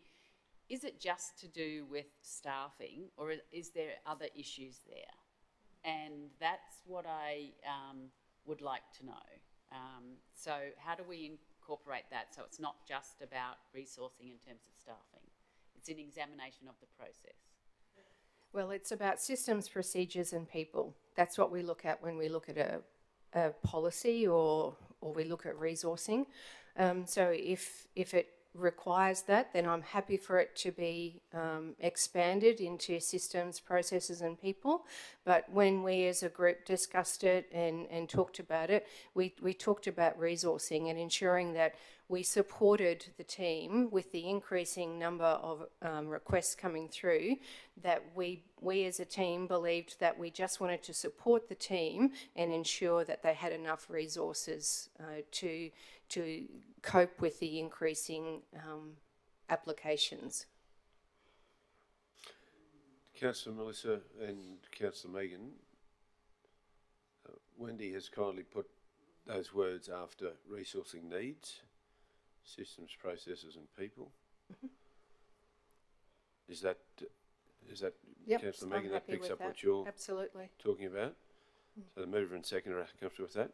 Because from the discussions that were had in the ISG meeting, there's not just the paperwork that comes through that is quite an overload of the team. It's also the auditing of the applications once the application has been approved and the traffic management is in play. It's about being able to audit those as well. And if the proper or the audit is sufficiently resourced, then maybe that takes some of the pressure off the initial approval because it doesn't have to go to the nth degree because you've got someone to have a look at the auditing end of it. So it's quite a systems, processes and people. So, Councillor Megan, just following up on that point. Yes, just to ensure that that includes the interpretation of the legislation. I guess that is covering that. And I mean, traffic management is all about risk and people's lives. I understand that, but there seems to be a variance across the state about what the risk factor is. Well, the risk actually comes down to council's risk appetite. So it's up to those around the table as to what the risk appetite for council is, and then that is then interpreted and carried out by the team. So if you want to talk risk, then that comes back to this table. Right, let's keep some order with the way we're doing things here. So at the moment, Wendy's added in the interpretation of relevant legislation. I actually, personally, I think systems, process and people would cover off on that, to be fair, rather than adding those words. Councillor Carroll. Thank you, Mr Chair. Let's not get ahead of ourselves here. We do sit under legislation which has been changed And yes, it is correct that there has to be a certain decision on how much risk we're going to take, but we cannot just accept anything just to have things flow, because we as a council then would be responsible should someone not go and do what they're prescribed to do. There is legislation that has changed.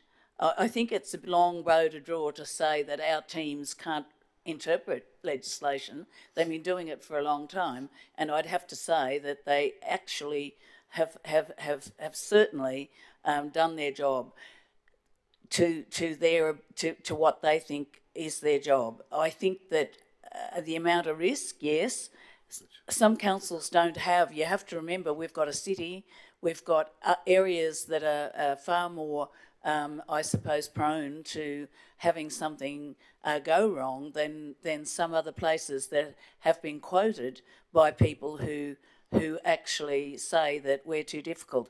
I'm happy to support us having a look to see if we need capacity, because I do note that my own self, that, you know, since Toowoomba City was here as a city without the outside, that we've actually grown, and things have become, legislation's changed. There's so much more responsibility on our teams when they're handling these, and I don't believe that it's council's intention that legislation shouldn't be followed.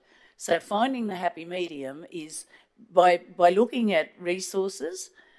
We are not going to be able to keep everybody happy, and as I've always said around this table, I think there are three sides to every argument. There's the middle argument, which we need to take into account.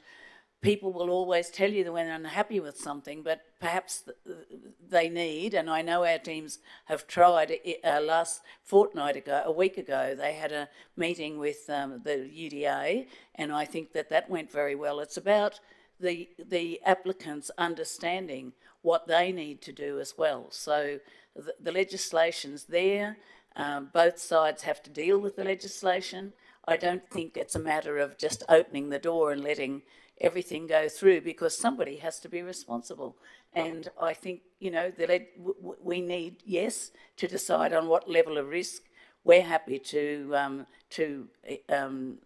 take, but at the end of the day, we're asking our teams to work on that, and we need to support them in that way as well. So it's not going to be I don't think any council, if they tell you that it's easy, it's not. And I keep in touch with other councils as well and ask them this question, and it's not as has been represented.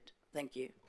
Councillor Melissa, I've got Councillor James who'd like to say something. You've got something just in regard. Right, I don't really want to go into debate here, because I'm happy to if we need to. I would just like to cover on my intent on that, because my intent is certainly not to let the floodgates open with approvals. That is not the intent of this, and I'm not talking about capability. I'm talking of our team. Our teams are very capable, and I'm not talking about leapfrogging legislation. What I'm talking about is capacity. I'm not talking about capability. I'm talking about the capacity of the team, and are they properly resourced? So I'm actually just asking for a report to see if there is enough resources within the team to deal with the influx of the numbers of requests coming through. So it's certainly not my intent to leapfrog legislation. It's not my intent to say that the team aren't capable. I just want to make sure that it is resourced, the department is resourced sufficiently to look after the safety of our community, and to make sure that the team is properly resourced to look after their capacity to do their job. Councillor Carroll, no, Councillor James is next. But I think we've got to be careful. We're not mixing up the message here. This message is about an elected group of representatives supporting our executive leadership team, and therefore the operational team to do their job. That's what this is about. It's about assisting each other. And let's not lose sight of what the intent of this motion is. Councillor James. Geez, you stole my words, Mr. Mayor. I was going to say question and comment. I was going to say that as well. I thank Councillor Melissa for bringing this forward, because exactly that, not to get tied up in the leapfrogging of legislation, operational and all that sort of thing. I think the intent around it is one, we obviously all hear the calls and the cries in the community, whether it's from construction, business, community groups and stuff like that. So we're certainly hearing that. We've then certainly heard internally, obviously, the pressures that exist within our team. So I think what it's about is one, it's a look at what our resourcing needs, so that we then empower our staff and give our staff the right amount of resource to be able to carry this out within the lengths of legislation. And then secondly, obviously for the community in all those different areas, the opportunity to find a better outcome. But anyway, it's not really a question, I suppose, but what I wanted to ask, the only thing I'd say to the mover and the seconder at the moment is I don't, because of all of that what we said, I'm not completely comfortable with the word people. And the only reason I say that, I know the intent of what we're trying to get, but if I read that and I'm a staff, so all of a sudden, okay, so I'm a person who works in that department, they're going to review me. But where I feel like it definitely systems, processes, and when we talk about review of resourcing, or resourcing is, because as you've rightfully pointed out, it's absolutely no slight or look at any individual. It's more, okay, what resourcing do we have in there? And my only concern would be, whilst we've discussed it around here, and I completely understand that that's absolutely not the intent, my concern though would be, on paper you pick that up, if I'm in that department, okay, so now I individual playing the person, not the ball that we've spoken about in the past, that's my only comment or concern around that to the mover and the seconder. I don't know if we agreed that that's the position, but that's just reading it, two bobs worth. That's actually a really good point. James, good point. Now, Councillor Melissa, you'd like to make comment Chair. there as the mover and perhaps the seconder as well. Thank you. I actually do agree with you, and on paper that's exactly what it looks like, which is not the intent. So that's a really good point, Councillor James, and I'm actually happy to take that systems, processes and people out, because resourcing needs is actually looking at all of that without actually being prescriptive.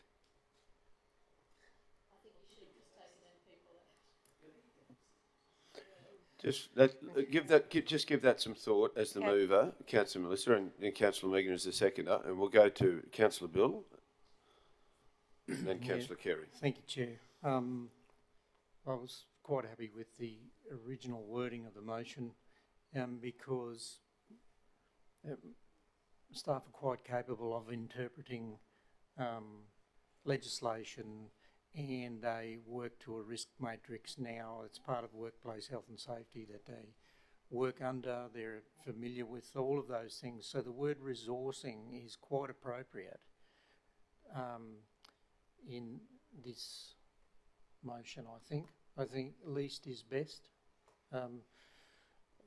They are given parameters, well known and accepted practices based around risk management and other such matters. So I was really comfortable with just resourcing needs.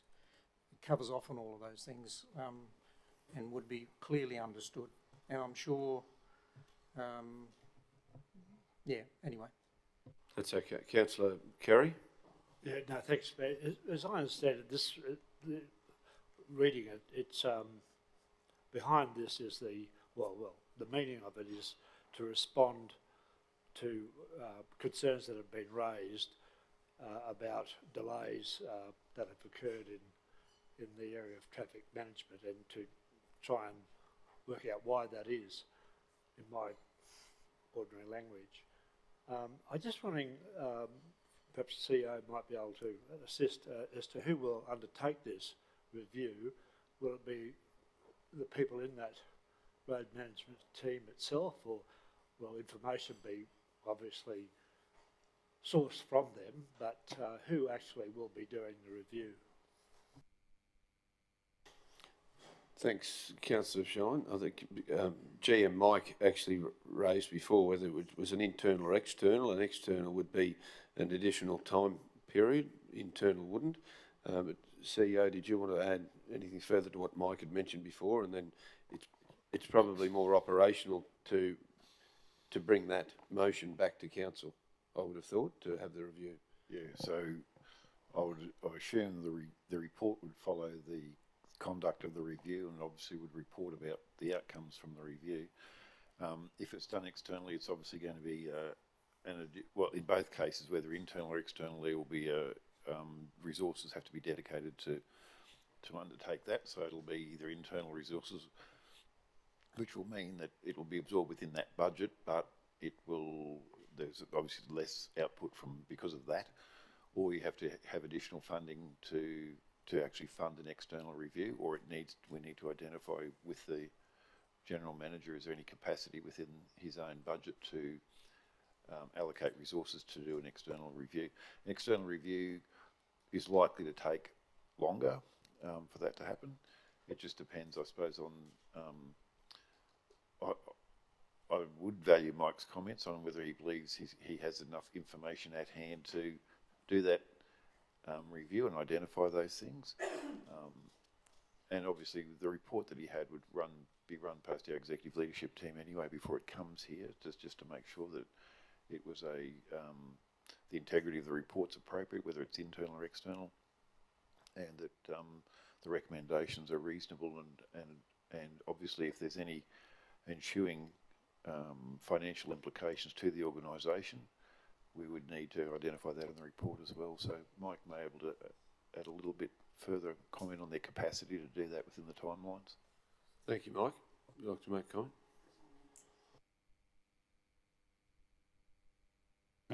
Thank you, councillors. I said December prior to putting systems and processes up there as well. You just got to be careful what we ask for. The more we ask for, the more information I've got to go find and chase through. You can put it including systems and processes, I think, is what council wants there, rather than calling it. Otherwise, it could be read just systems and processes. That said, look, it'll probably at this stage be myself and Manager Transport and Planning that'll do the bulk of the work behind this report. We'll engage with Finance, PCE, and probably ICT. And obviously we'll work with our road ops team. Our road ops team is flat out. We'll try to mitigate how much time impact it is with them. Just be aware that their role is not just temporary traffic management, okay? They look after traffic management and corridor management across the whole of the region. And, so there's a lot of elements to the work they do. I know the temporary traffic management has been the matter of contention of recent times, but we are doing a lot of work in that space. But no, we can come back with, we can work on that and aim for a report to December. And obviously if that report, depending on what that answers, that's then council's call whether they want more information following that. Thank you. Councillor Shaw. Yeah, I don't want to be difficult. I'm just wondering whether your examination, as you've just described, you would be able to benchmark our performance with other councils within the resources that you have, the knowledge that you have at the moment? We have flagged to council. We did a report to council back, information session to council back in April. You may remember councillors on some of the ITS elements around traffic lights and what we required in that space, and we presented that to council as requested then. That obviously shone the light on needing a level of extra resource for some of the improvements that council was after, so that still sits there in abeyance.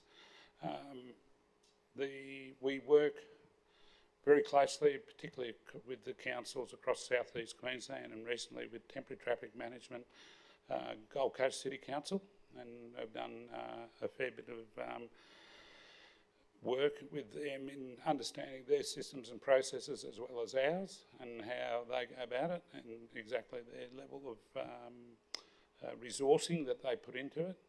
They do have obviously a larger city and obviously larger resources. But looking at that systems processes, we have people like, again with the Temporary Traffic Management, Dan Sullivan, who is the leading, you might say, consultancy expert who's written a lot of these, well, been behind the guides in temporary traffic management for TMR and for the state, and he gives us insight very much into what other councils are doing and those sorts of things. So we are looking outside quite often to see what improvements or elements of opportunities there are for us to take on board. So we'll flag a few of those sorts of things in the report that will come back to council, and you'll see some of that. And obviously from the risk appetite point of view, we've also had legal advice in some of those aspects as well, to understand what where we may stretch the boundaries a little. So we've got to be cautious in that space as well. So and support. So there's when obviously not sitting on our hands, we're doing a lot of work in the background to try to see what incremental improvements can be made, and to their systems, processes, and for that matter, there's a few things already signed off by the CEO in regards to supporting that people resource side of it as well. So that will all be fashioned into the report, come back to council, and we see where we go to from there. Excellent, thanks, General Manager. So I'll circle back to the mover of the motion and the seconder. So there's been a slight adjustment there, given what Mike has mentioned as well, to say including systems and processes rather than in brackets. But Councillor Melissa, in your hands as the mover, and the seconder was Councillor Megan. Well, I actually, I don't really believe it needs systems and processes. I think resourcing covered it completely. So that's what resourcing is. So I don't think it needs to be overcomplicated, personally. And resourcing, covers all of that. And the original intent was to ensure that there was capacity in the department. And as Mike just said, it's more than just traffic management. That team actually covers quite an extensive array of areas. So they are from what I can understand, very stretched in resources. So the intent was just to ensure that there was enough resourcing to support the team. So, Councillor Melissa, would you like to I would actually like to take those? out including systems Okay. and processes and take it back to the original. All right, so that was, you were the mover of that motion. Now, Councillor Megan, you were the seconder of that motion. Well, after hearing GM Brady's explanation, if the mover wants to take it out, that's fine, knowing, I guess, what's wanted, or so yes. So we're actually back to the original motion. Okay. Councillor James. Sorry, I understand, respectfully, I believe it does need those words. So I don't know if I'm getting into debate or not here. Sorry, Mr. Mayor. Well, we can go into debate now. I'm happy to go into debate. We've got a motion there, or you could actually flag. Is the second one okay? No, I just sorry. All right, you have got an opportunity to amend. You could move an amendment of this motion, if you so fit, or you can await to do that. So, would you like to move an amendment of the motion? We've got a Mr. motion Mayor, I'd before like to us. move an amendment, please, with your Okay. indulgence. That's fine. That it does include those words that we had before, which was, remind me, systems and Wendy's processes. just trying to remember. She's put them in her Sorry, mouth. yeah, I'd like, and well, if there's a seconder, I'm happy to. Okay, we've got a seconder of the amendment. Keeping in mind, this is the amendment to the motion, which includes those. A reminder of the rules of play: we can go to debate here. If this motion is lost, we go back to the original motion. Okay, we're only voting on the amendment at this stage. So the amendment is to include those words. Moved by Councillor James, seconded by Councillor Nancy. Any need to go into debate? Councillor Bill? is going to debate. So, Councillor James, it's your right to speak on the motion first. Thanks, Councillor Carl. I actually appreciate that. So the reason I say that, and as I said, and I say this with respect for understanding the position we've got around the table, and very much understand the position that the mover and the seconder have taken for wanting to get to this. Respectfully, the reason I want to include those words is because for me, resourcing means, the numbers within the department, and that's what that sort of refers to. So that's one element to it. I think the desired outcome that we're chasing here is gaining efficiencies within that department that, one, helps us internally, so our staff, and then externally as well to provide the best possible outcome within the requirements of legislation, etc., that we've discussed for the community. So I think if we're talking about a review being done on resources, that purely means, okay, how many numbers have we got in there to deliver what we're trying to deliver?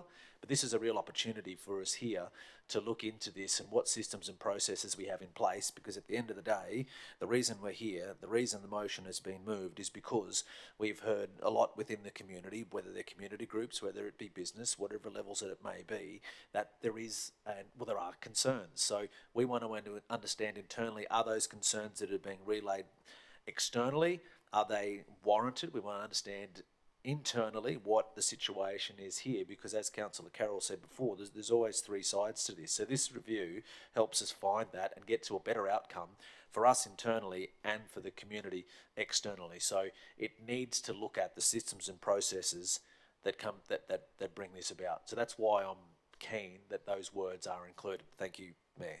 Thanks, Councillor James. Councillor Bill. Oh, look, for the reasons I outlined before, and the CEO more than adequately covered off those reasons. We go through this every month in committee reports and then the general meeting in which we're a part of now.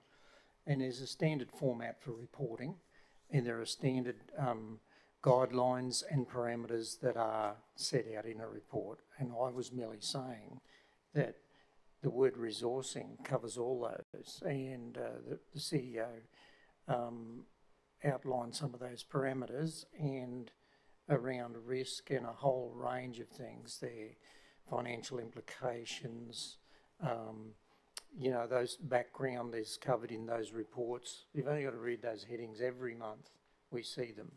So I think we probably need to give the officers some due here, and that they wouldn't be straying away from that format and making sure, and the intent of a report obviously is about best practice and how we move forward to make improvements holistically around the business of council.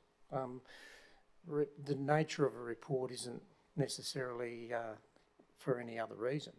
Otherwise, why would you have it come to council? So it's a pretty standard parameters that are applied that were explained to us. The General Manager then further elaborated on some of the specifics of those parameters, so I was pretty comfortable with the original wording.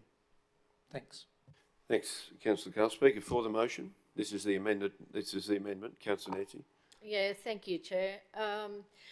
And adding those words is the only way I can support this. And my reason being, I don't want to see in December we receive a report that department needs another X number of staff to create, to be able to be efficient. I would rather see a report that comes back that includes, we've reviewed our processes and we've discovered that, if we did this instead of that, we've actually streamlined it and found efficiencies, and we can get better outcomes without any additional staff, or that we only need this many additional staff, because we are under a tight budget and we need to keep continually having that focus on that. And by including these systems and processes, it means that we do actually review them, whereas just having resourcing needs, to me it just sends a signal, okay, how many more staff do we need to be able to deliver the outcomes that are required with this increasing number of developments that are being put before us. To do that, to have those extra words in, it identifies quite clearly that all the processes and systems need to be looked at as well to see what efficiencies can be found. Thanks, Councillor Nancy. Speaker in favour. Speaker against the amendment. Councillor Carroll. Thank you, Mr Mayor. I'll keep it brief. There's always been legislation that guides our systems and processes in the traffic management space. Our roads ops team is experienced in administering various legislations, including this new, guiding this area, and has systems in place and processes in place to approve applications. The only variable at the moment is the level of risk, which is being worked around and worked through. And I think that's the issue here. Systems and processes in the road up space have been there, and I believe, and I think the General Manager has indicated this, that they are a small team, they work in other areas, but they've been working on the systems and processes, and when these new legislation comes in and changes. So I don't believe it's necessary, and I think in many cases it's just not valuing what we have there. So I couldn't support that with those words in there. Thank you. Thank you, Councillor Carroll. Speaker in favour of this amendment. No other speakers. Councillor James, I'll let you sum up. Thanks, Mr Mayor. Thank you to Councillor Carroll and Councillor Bill putting their points of view. I certainly do respect those. Happy birthday for yesterday and Saturday, whilst I'm on it, sorry. No worries. Yeah. There's always opportunities to break new ground here, Mr Mayor. So what are we talking about? Sorry, seriously, the serious note of this is no, I really do, as I said, respect those point of views that have been put forward. I know I respectfully say that the reasons I've stated before, and I think they do come up in a few of the points that you both raised in your speeches before, and as Councillor Carroll mentioned, sort of systems in place and processes that are there. So great, even more reason to want to put it into this particular motion, because that's a part of what we clearly want to be able to look at and understand what those systems and processes are there, and can we assist our staff to be able to get better outcomes for this, which in turn is better for the community, as I said before. And as Councillor Bill mentioned around, best practice and how we move forward, and a best practice is how we carry this out through resourcing, through systems and processes. So that's why I just feel it's important that these couple of words are particularly there, that they are seen for the public, they're also seen for our staff, so we understand collectively what outcome we're trying to achieve. Thanks, Councillor James. Now, I'm just making sure we're all clear what we're doing here. We are voting on the amendment, which is the 4 words, including systems and processes. If that is successful, that then becomes the motion, and we vote on the motion, which will become that. We're all clear? So we're voting now on including systems and processes. Those in favour? 1, 2, 3, 4, 5, 6, 7. Those against? 1, 2, 3. No need to record those at this stage, unless someone would like to record your votes on that. Recorded by, we'll record those votes. So just go against again if we can for Wendy. Thank you. Councillor Melissa, Councillor Bill, Councillor Carroll.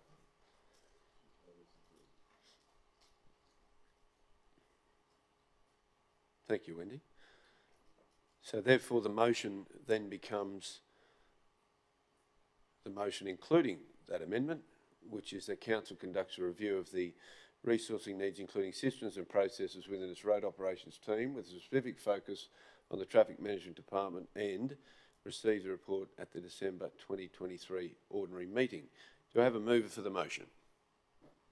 Moved by Councillor Megan, seconded by Councillor Nancy. Any reason to go into debate? If not, we'll go to the vote. Those in favour? Those against? Would you like to record a division? You record a division, so Councillors Carroll and Councillor Melissa against. Thank you, Wendy. Appreciate that. Councillors, thank you, Councillor Melissa, for bringing that forward, and the spirit in which we had that discussion and debate to get to a point to assist Mike and his team. We move then to Councillor Summerfield. Sorry, Councillor Nancy. Thank you, Chair. Councillors, on the 15th of August 2023 at last month's ordinary meeting, councillors endorsed a motion that included that I make a public admission that I had engaged in inappropriate conduct at the next ordinary meeting today. It isn't listed on the agenda. Therefore, whilst I find it comprehensively bewildering that I be the one who does it, I seek permission to now deal with it. Thank you. So you're moving to deal with it now, Councillor Nancy. Over a second to Councillor Tim. Those in favour? Motion's carried unanimously. Thank you, Councillor Nancy. Thank you, Chair. On the 15th of March 2022, a confidential meeting of councillors and a staff member was held to consider the reappointment of Council's Chief Executive Officer. During that confidential meeting, I raised, in what I considered to be good faith, some honest and genuine concerns that I held regarding an incident reportedly involving a council officer throwing a pen at another council officer during an executive leadership team meeting. The concerns that I raised in a confidential meeting have since been published in the External Investigator's Summary Report and made available to the public. Council considered the matter at its meeting on the 15th of August 2023 and resolved that pursuant to Section 150 AG of the Local Government Act 2009, that I had engaged in inappropriate conduct regarding my conduct at that 15th of March 2022 meeting. Council made orders which included that I make a public admission that I engaged in inappropriate conduct at the next council meeting. In accordance with that order, I hereby make that public admission. I now look forward to focusing on the future and assisting our council's aims and objectives for a strong finish for the rest of our term. I'm not sure that we need to move or second that. Just trying to recall from the last time. Move that be accepted. So can I have well, actually, the Councillor Summerfield can move that be accepted. So Councillor, question, Councillor Rebecca. Thank you, Mr. Mayor, and thank you, Councillor Summerfield. The question is regarding my ability to vote on accepting this statement, seeing as I was conflicted when the decision was made on Councillor Summerfield's conduct. Might refer to the CEO or Bailey, perhaps, if you come forward, Bailey, and just, I know you're taking all this in. This was as a result of a council decision that was made, and therefore an order that was given for the councillor to make a formal and public apology at this meeting. Therefore, personally, it would be everyone's ability to vote to receive this this apology. Do you have anything of the contrary, Bailey? My comments are that essentially best practice would be, obviously, original conflict of interest was declared. There's no precedent for these matters. So essentially, my view is that you're not deciding on the matter, you're just accepting the conclusion of an apology or a formal admission, and I would be comfortable if you could vote on that. Thank you. Thank you, Bailey. So, therefore, we need a mover to receive the councillor's apology. Moved by Councillor Rebecca. Seconder for that, seconded by Councillor Bill. Is there a need to go into discussion? No need for discussion or debate. Those in favour of receiving the apology? That's unanimous. Thank you, councillors. Thank you, Councillor Summerfield. Councillors, we move to close the meeting to the public for reasons that are listed, and I'm more than happy to read those reasons. This is the Chief Executive's quarterly legal update, and the reasons for closing of the meeting. The report discusses current legal matters and therefore is recommended that the meeting be closed to the public in accordance with Section 254J3B, Industrial Matters Affecting Employees, E, legal advice obtained by the local government or legal proceedings involving the local government, including, for example, legal proceedings that may be taken by or against the local government, and F, matters that may directly affect the health and safety of an individual or a group of individuals of Local Government Regulation 2012. That's the reasons for the closing. Can I have someone to move to closed? Moved by Councillor James, seconded by Councillor Tim. Those in favour? That motion's carried.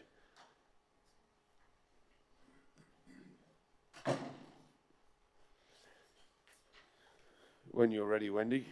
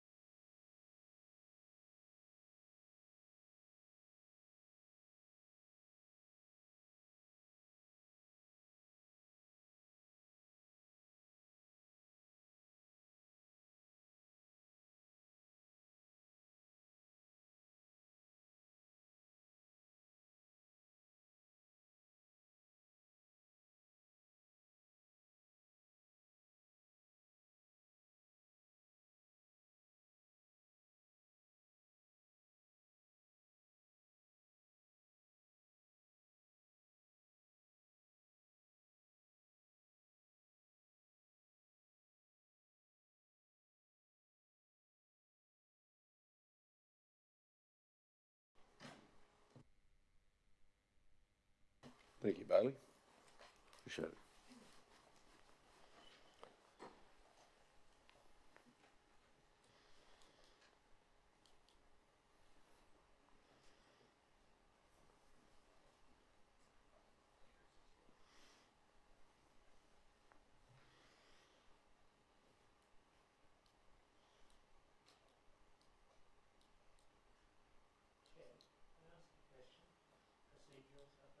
Councillor Tim. Where's the actual motion that we're voting on in item 15? 15.1 on page 69 of board books.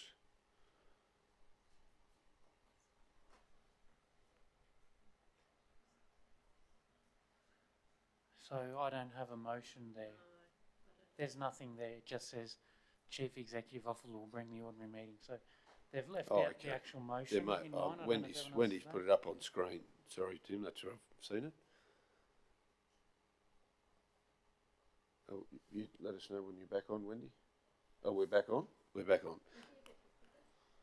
Can we make it a little larger for the screen? How does that look up?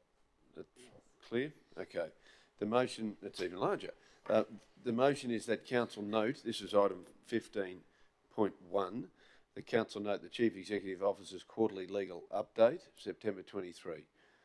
Have someone to move that? Moved by Councillor Bill, seconded by Councillor Farquhar. Those in favour? That motion's carried unanimously. Have someone move to adjourn our meeting for until 1:15. Moved by Councillor Rebecca, seconded by Councillor Megan. Those in favour? That's carried. Return at 1:15, councillors.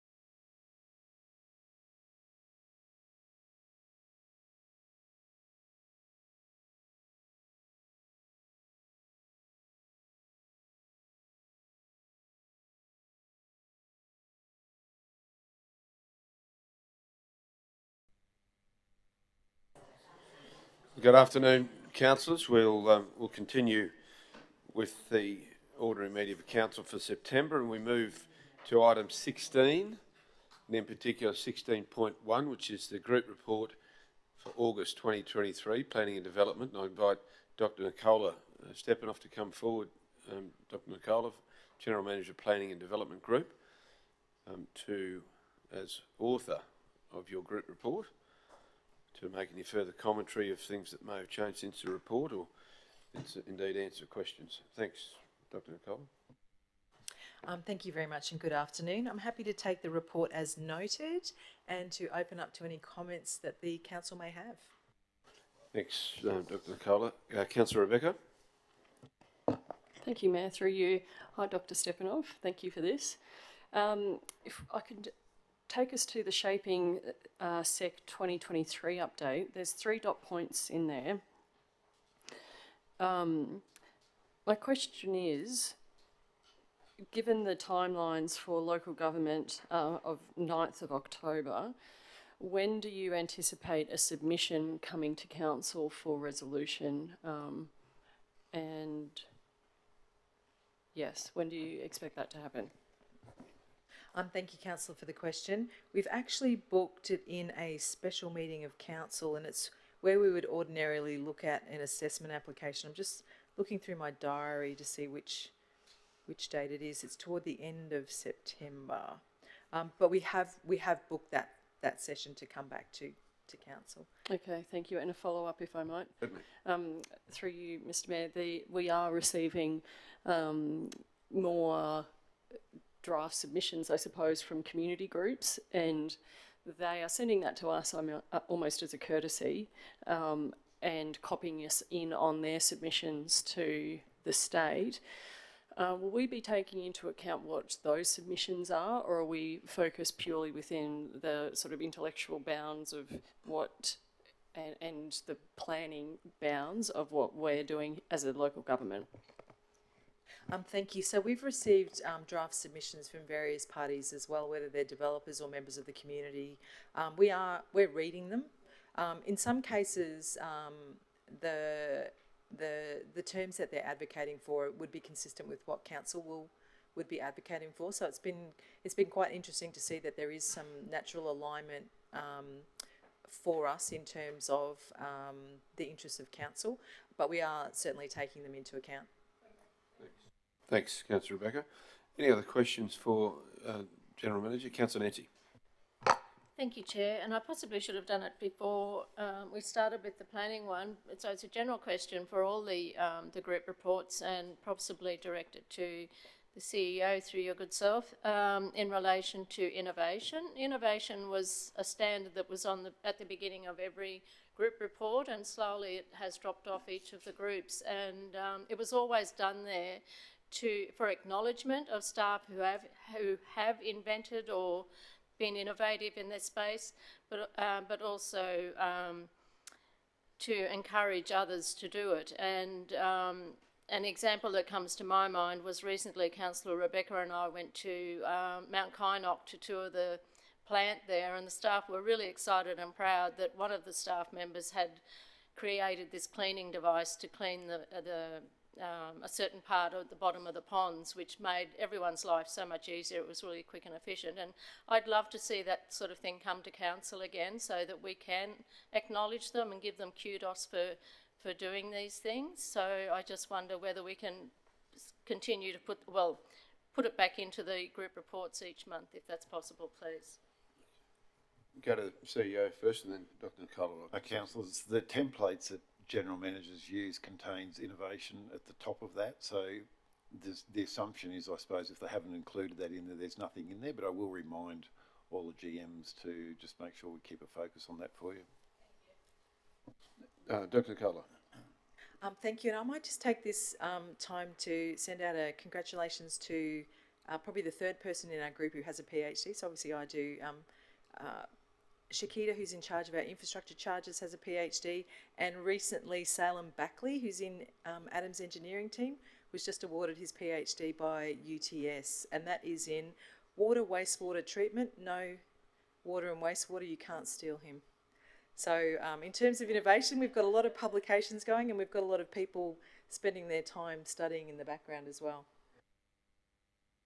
So I'll take on that note with regard to innovation and pass on our congratulations as well to Salim, was it? Salim, yeah, thank you. Any other questions for Dr. Nicola? If there's not, there's a motion there before you, councillors, and the motion is simply that the Planning and Development Group report be received.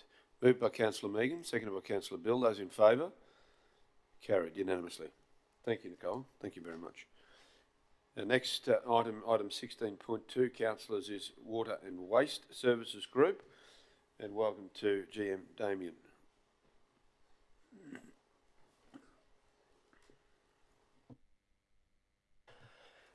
Good afternoon, Mr Mayor. Good afternoon, councillors. We'll take the report as read and go straight to questions, if I may. Thank you, Damien. Question, Councillor Tim. Thank you, Chair. Good afternoon, Damien and Jake. What is a riparian release, and why do we have to do it in accordance with Moreton Resource Operations Plan, Cresbrook, blah, blah, blah? A riparian release is a obligation placed on a dam owner where there are downstream ecological reasons to actually release water under certain conditions. So there is, depending on the rainfall, depending on the levels in the dam, and depending on the MOP, that agreement with the department, we have an obligation to monitor downstream water levels in a particular weir, and there are certain conditions that we need to meet and release water down when we're either instructed or of our own volition. Jake, you. Thank you, gentlemen. You've actually got your own microphone over there, Jake, yeah, as well. Sharing's caring. Okay, well done. So all I'd say, or add to General Manager Platz's answer there would be that the dam, as a dam owner, we're responsible for environmental flows, and as Damien said, that when we reach certain targets and requirements downstream, we need to release a volume of water from the dam, and we've met those targets, so we need to release, and it's riparian because it comes out of the bottom of the dam and is released down out of the riparian valve through into the downstream environment as such to meet those targets. Okay, can I dig a little here? Those downstream targets, are they environmental or are they people, or what are the downstream targets that oblige us to do this? Thank you, Councillor Tim.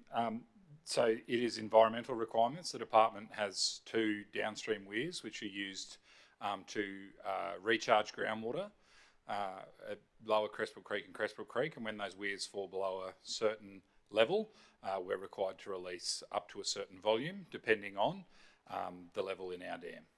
Okay, thank you. So just 2 quick follow-ups. I'm not having an opinion on them, rather just a request for information. There's a rather large lobby group that irrigate with that water that's downstream. Are they involved in the riparian release? Councillors, our requirement is with the department for an environmental purpose. We have no obligation in relation to the irrigators ourselves. I'm aware of multiple irrigator groups that would like to influence our management of those dams and have access to those dams and how we run Wivenhoe and all sorts of things. I sternly defend and have defended the purpose of those structures in our infrastructure for its intended purpose. Thank you for clarifying that. When we look at the complexities around not supplying our dam water for agriculture up here, I'm glad we're not getting into that conversation there. Second of all, at 15 megs a day, and however long that goes on for, what percentage difference will this obligation make in our overall dam levels? On average, we have evaporation of about 20 meg a day, 25 meg a day, is it? Give me a number. About 30, up to 30 megalitres per day, 30 megalitres per day. The Crestbrook's a large storage, quite a lot of surface area. With a nice hot sunny day like today, we can get up to 30 megalitres per day of evaporation. So when you look at it in terms of that, it's a minor volume in comparison to what we're losing through environment, the natural course, as it would say.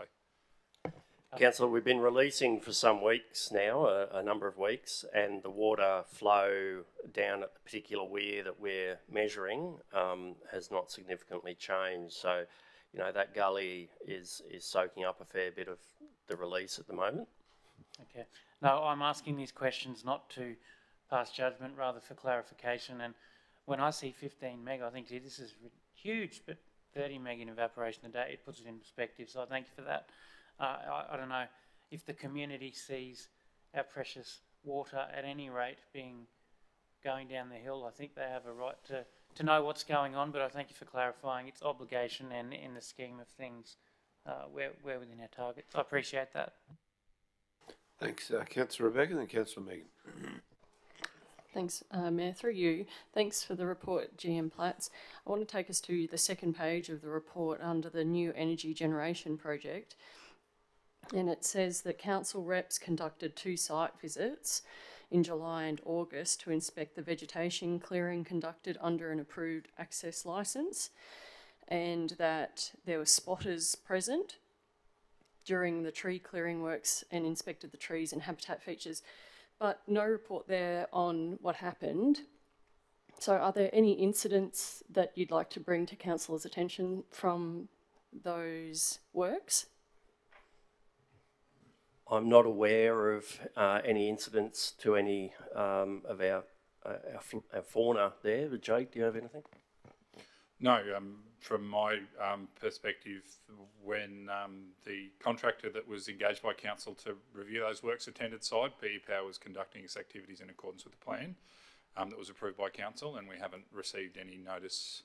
I haven't received any notice today about any incidents or issues as far as deviations from that plan. I can certainly take it as a question on notice to ask BE if there's been animals that need to be caught or relocated. Yeah, thank you. Thanks, GM Platts. That would be great. Any flora or fauna. Thank you for the question on notice. Yeah, thanks, Councillor Rebecca. Councillor Megan. Thank you, Mr Mayor. I was just wanting to know about the Greenmount landfill rehabilitation and the hazardous waste management. So it just says that which the contractor is developing a management plan. What type of things are available, and what has, in terms of the completion time, do you have any idea of how much that will set that back, and when is the completion estimated to be? I sat down with, Natalie sat down with Project Services and advised that there's some issues in relation to that project. We've transferred the project from Project Services under to the Capital Works delivery team in Water and Waste under Jake. We're going through the documentation. The project supervisor is away, the project manager is away, and we are trying to build an understanding of what contractual issues and issues on the ground we have with that project. So I'll take that. We were planning to have the landfill civil works done, I believe it's very early next year, but whether or not this waste, which should have been accommodated for within the contracts, is going to add to timeframes, I'm right now uncertain to say.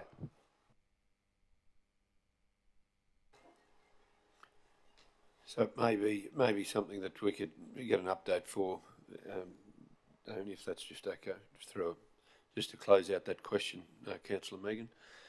Councillors, any other questions? Councillor Nancy. Thank you, Chair. Thanks, Damien and Jake.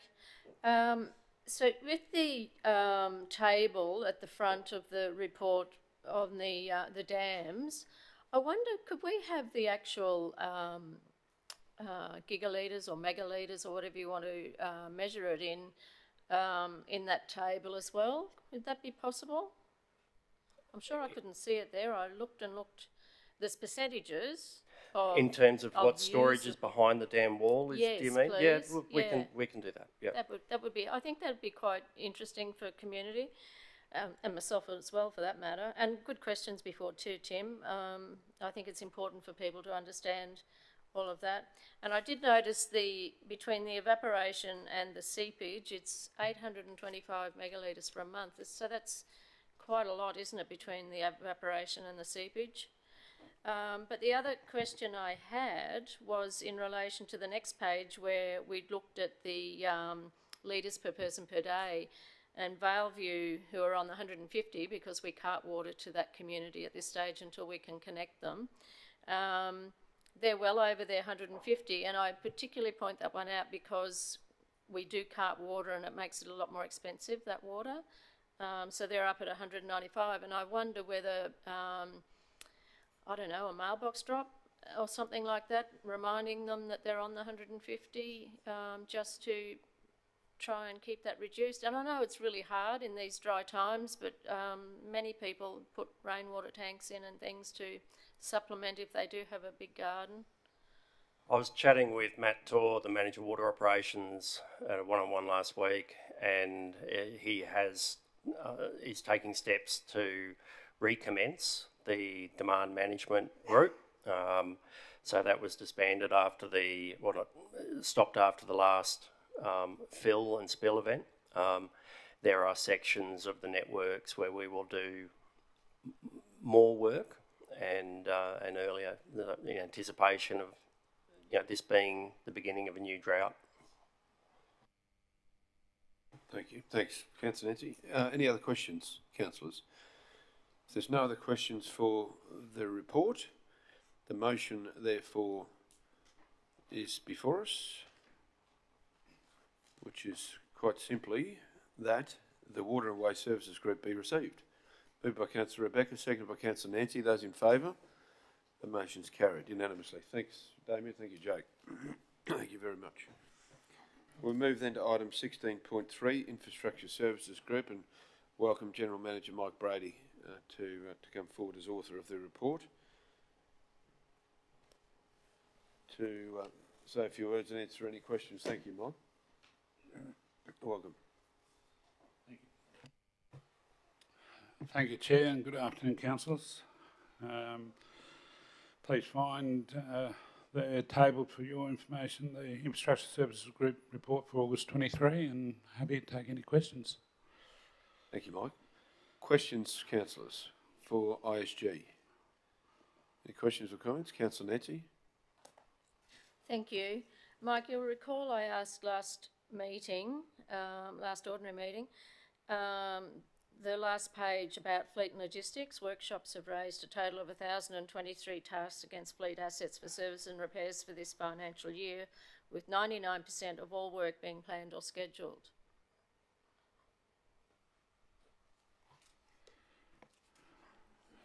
Apologies if I haven't followed up on that question.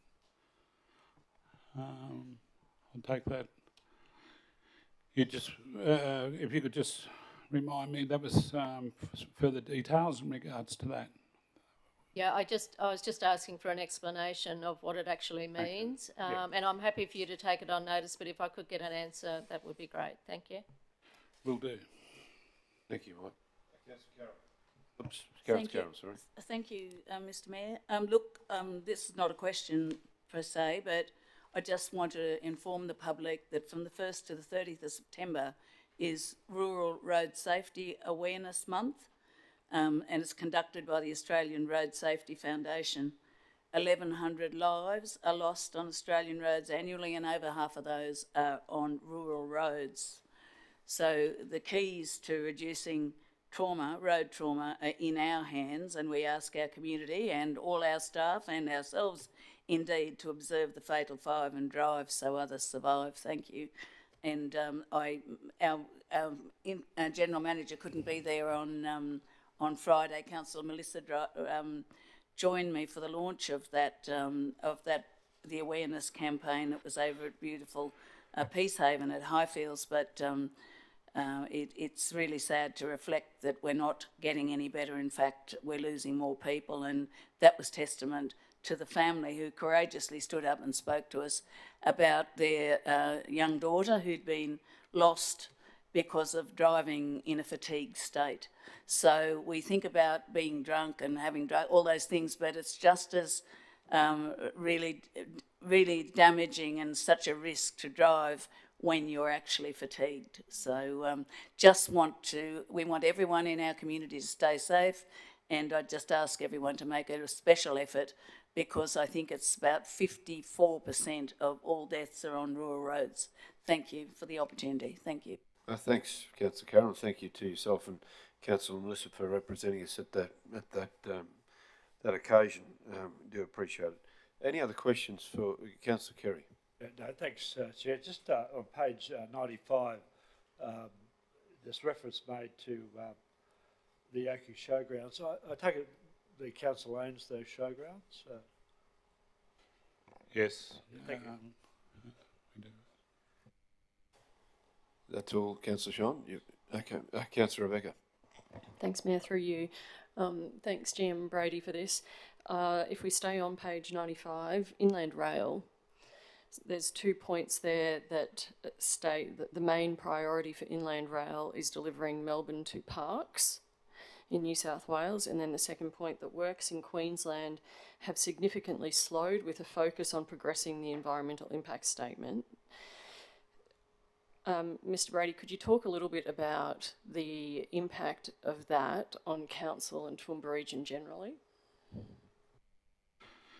The impact on council, number one, is that the team that we've had working on that the last few years, we've transitioned a lot of that resource into other project areas. So we're probably roughly running at around about a half FTE involvement at the moment. And that said, because of the other vacancies that we've had, having those a couple of staff available to assist in other spaces has been very, very beneficial from a project point of view. So that's probably our biggest impact.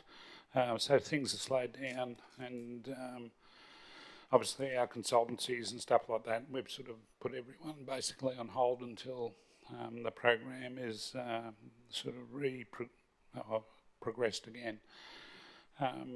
From a Queensland perspective, I think we're looking at the B2G EIS. They're hoping either the end of this year or early 2024 to be released, and in that case things will pick up for council in what we need to invest time and energy into, our review of the EIS and other things. I think if that progresses well, there could be, it'll be up to the board and the government of the day, but there's probably opportunity within a couple of years for the construction side of it. But that's probably still a couple of years away to be confirmed. And that's probably being a little bit optimistic at this point. So that's the B to G side.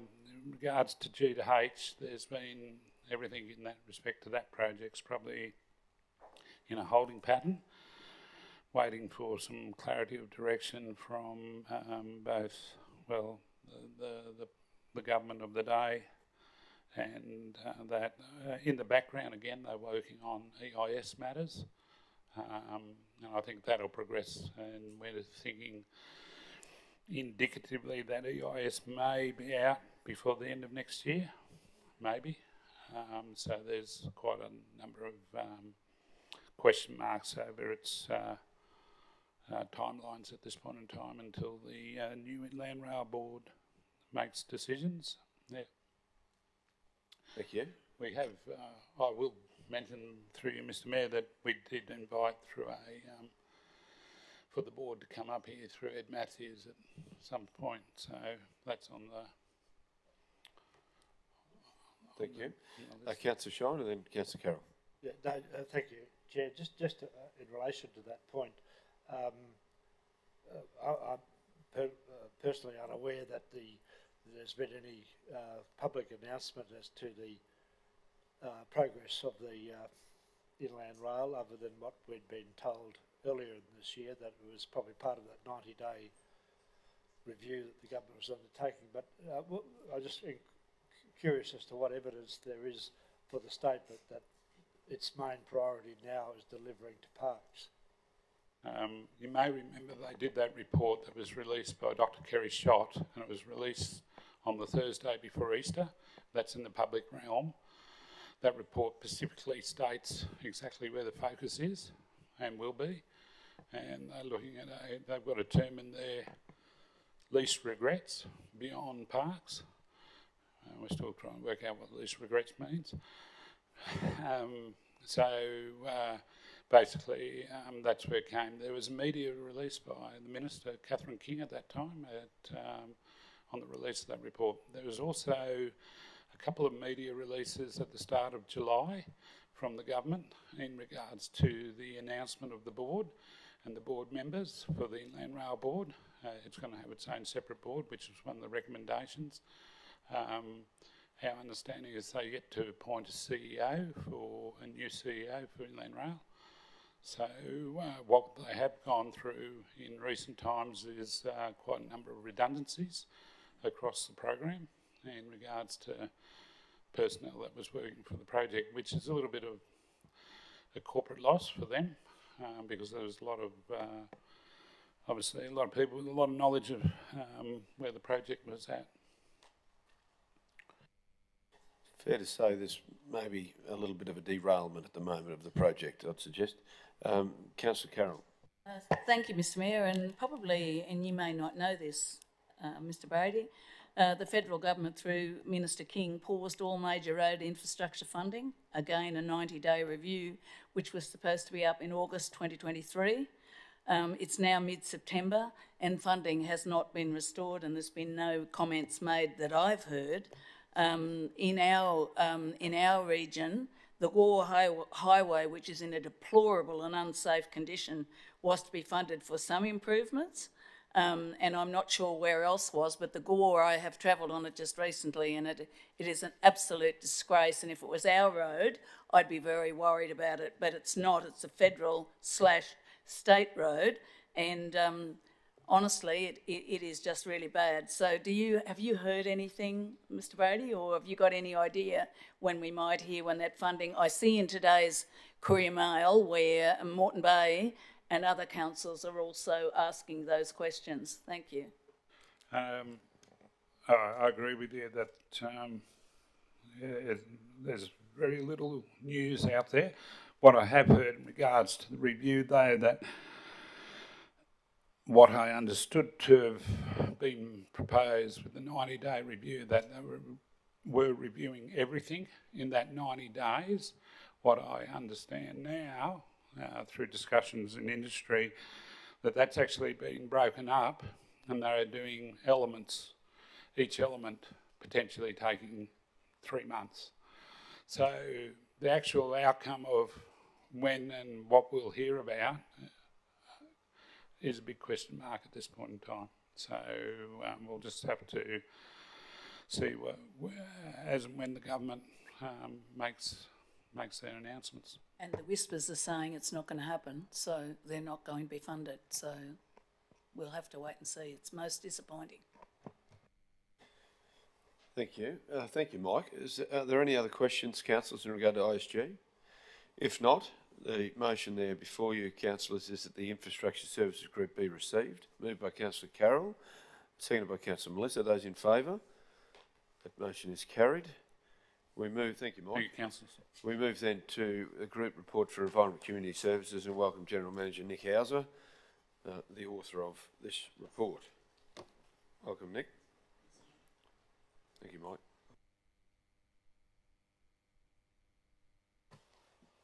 Afternoon, Mr Mayor. Afternoon, councillors.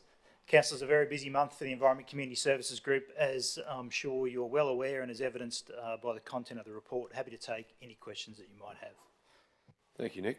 Questions, comments? Councillor Melissa. Thank you, Chair. Thank you, Nick, for your report.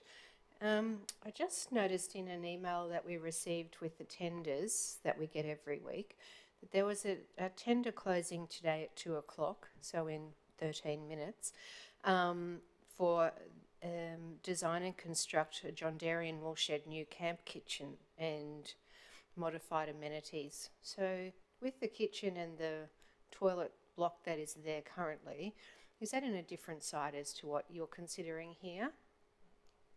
Because I would have thought that that was quite contemporary facilities, but just trying to understand what this would be for.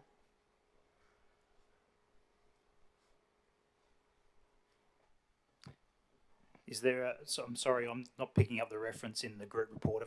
Is there a bullet point in the group report here? No. No? Okay. So the work that we're doing at the John Dairy and Woolshed's in line with the building condition assessment reports that we've had and we've presented here to council in the past, and that must be our highest order of priority. The camp kitchen is non-operational as it stands. And I'm not sure of the scope of works around the amenities. I'd need to ask some questions. Okay. Councillor Tim, you've got some information, have you, on that? Yeah, it was, I believe we were briefed, the caravan people that were wanting to get I must have been here for the briefing, so if you could explain that a bit great. Thank you. They can't use the current one and they need to get their caravan traffic up, so it required an upgrade. So I think that was in Capital Works a year or so ago for now. Thank you. Follow up if I may, please. Sure. Thank you. Nick, again, not in the report, but a couple of months ago, I put forward a suggestion of a map at the bus interchange, and just wondering where we're at with that. I'll need to follow up, Councillor That'd be Melissa. great. I'd need to Just see with who so that's- many visitors coming through, and I know that bus interchange is actually becoming quite busy. I've actually experienced that myself once or twice to Brisbane, because we don't have a fast train to Brisbane. Just a map would be great, but just not an ordinary map. So a follow-up would be great. Thank you. Councillor Megan. Thank you, Mr Mayor. Just two things, Nick. The Wear It Purple Day, I spoke to a lot of people at that event who were just so thrilled that there's something like that available in Toowoomba. So, congratulations to you and the youth leaders team particularly. But also just, it's not, I don't know who I just wanted to draw attention to that bullet point there, the tourism and events that says for the period January to March 2023, the region has experienced the strongest visitation since the current suite of statistical collection commenced back in 2013. I mean, that's incredible, isn't it? It's just, great. It's a really good highlight, isn't it? And I think I was reading that before, thinking that the period January to March is a little while ago now, it's 6 months ago, but that must be our lag in having that data become available to us. But great result, absolutely. Yep. Thanks, Councillor Megan. Any other questions? Councillor Nancy, then Councillor Tim. Thank you, Mayor. Thanks, Nick. So I couldn't see anything in there on fire risk management. We've had a few updates recently, and you'll recall I sent you an email.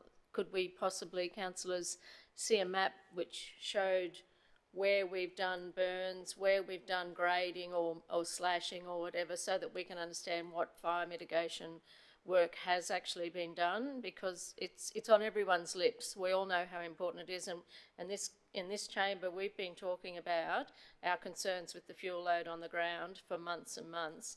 So it would be much more comforting, hopefully, if we could see a map to see what work has been done, and it's quite relevant given today's presentation as well. So I'm just wondering if we could get that map that I'd asked for, please. Thanks, Councillor Summerfield. I'm not sure that I've got some advice back from the team that I haven't had a chance to read in detail yet, but I'm not sure that we have all that mapping available. So I just need to work through what we can provide, and what we can we'll send through, but I don't know that we have details of all of those things available in map format. Okay, so I just wonder, and I think I mentioned it in my email, was, when you're doing all your planning, to have a map in front of you and be able to see the areas that you have actually done that mitigation work. So I'm hoping that that can come to fruition if possible, so that we can really understand a whole lot more about what works have been done. And if you can't come up with a map, then some other way of providing that information so that we understand. We need comfort that we're not going to be a light this summer.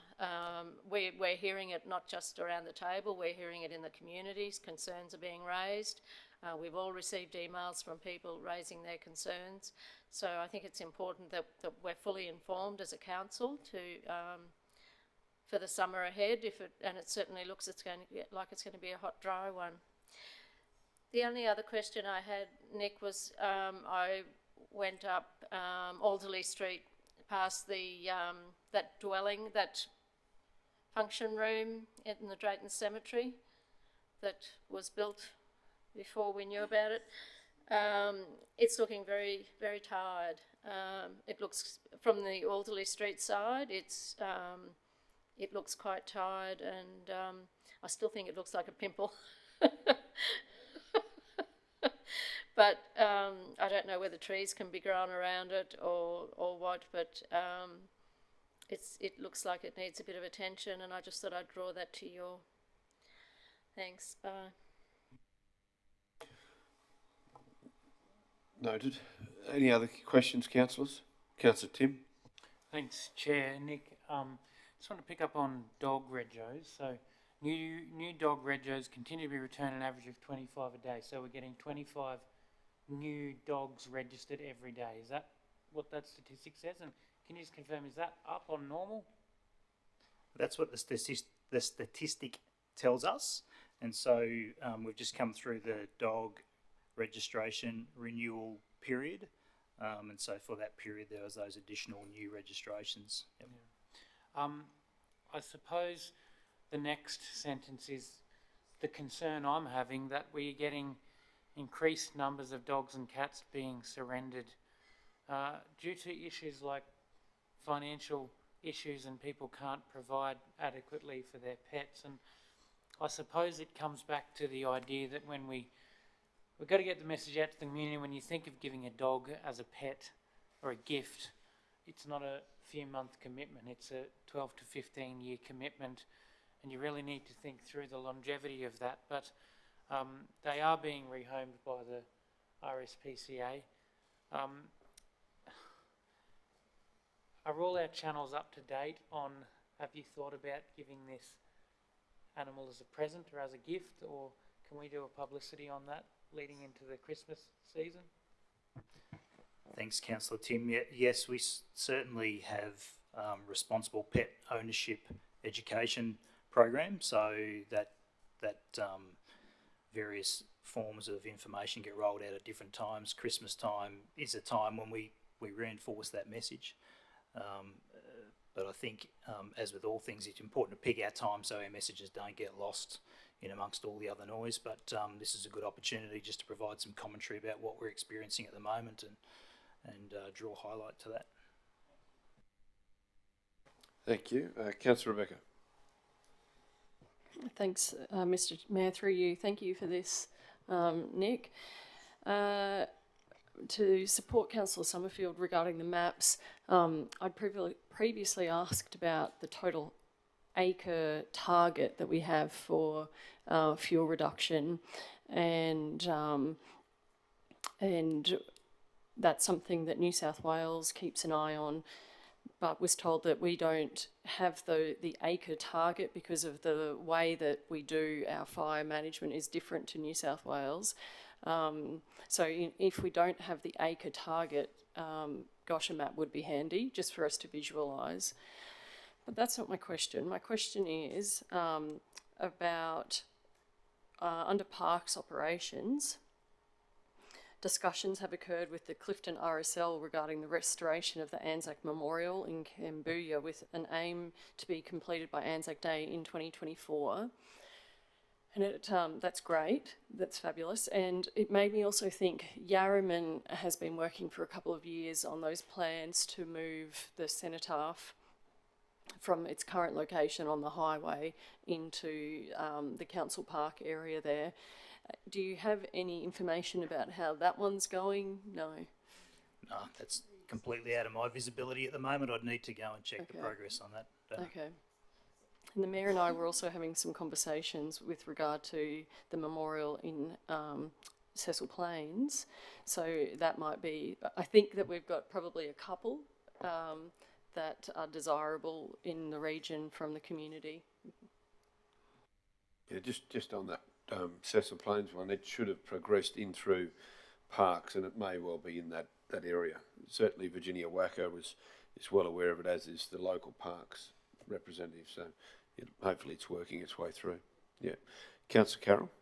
Thank you, Mr Mayor. That Camboose is destroyed, so they've had it there for a long, long time, and it was hit by a car. Are we considering, through you to the General Manager, I guess, are we considering moving it? Look, you know, there's a lot of people very, very upset about that over there still, and don't understand why it's taking so long.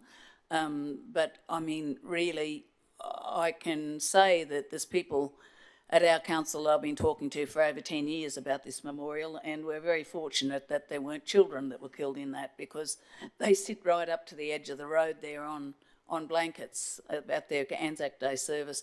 And I think for the future of that community, and they did provide 4 dungarees at that little township at the time, that, you know, it really, we should give, and I understand the difference in cost, Nick.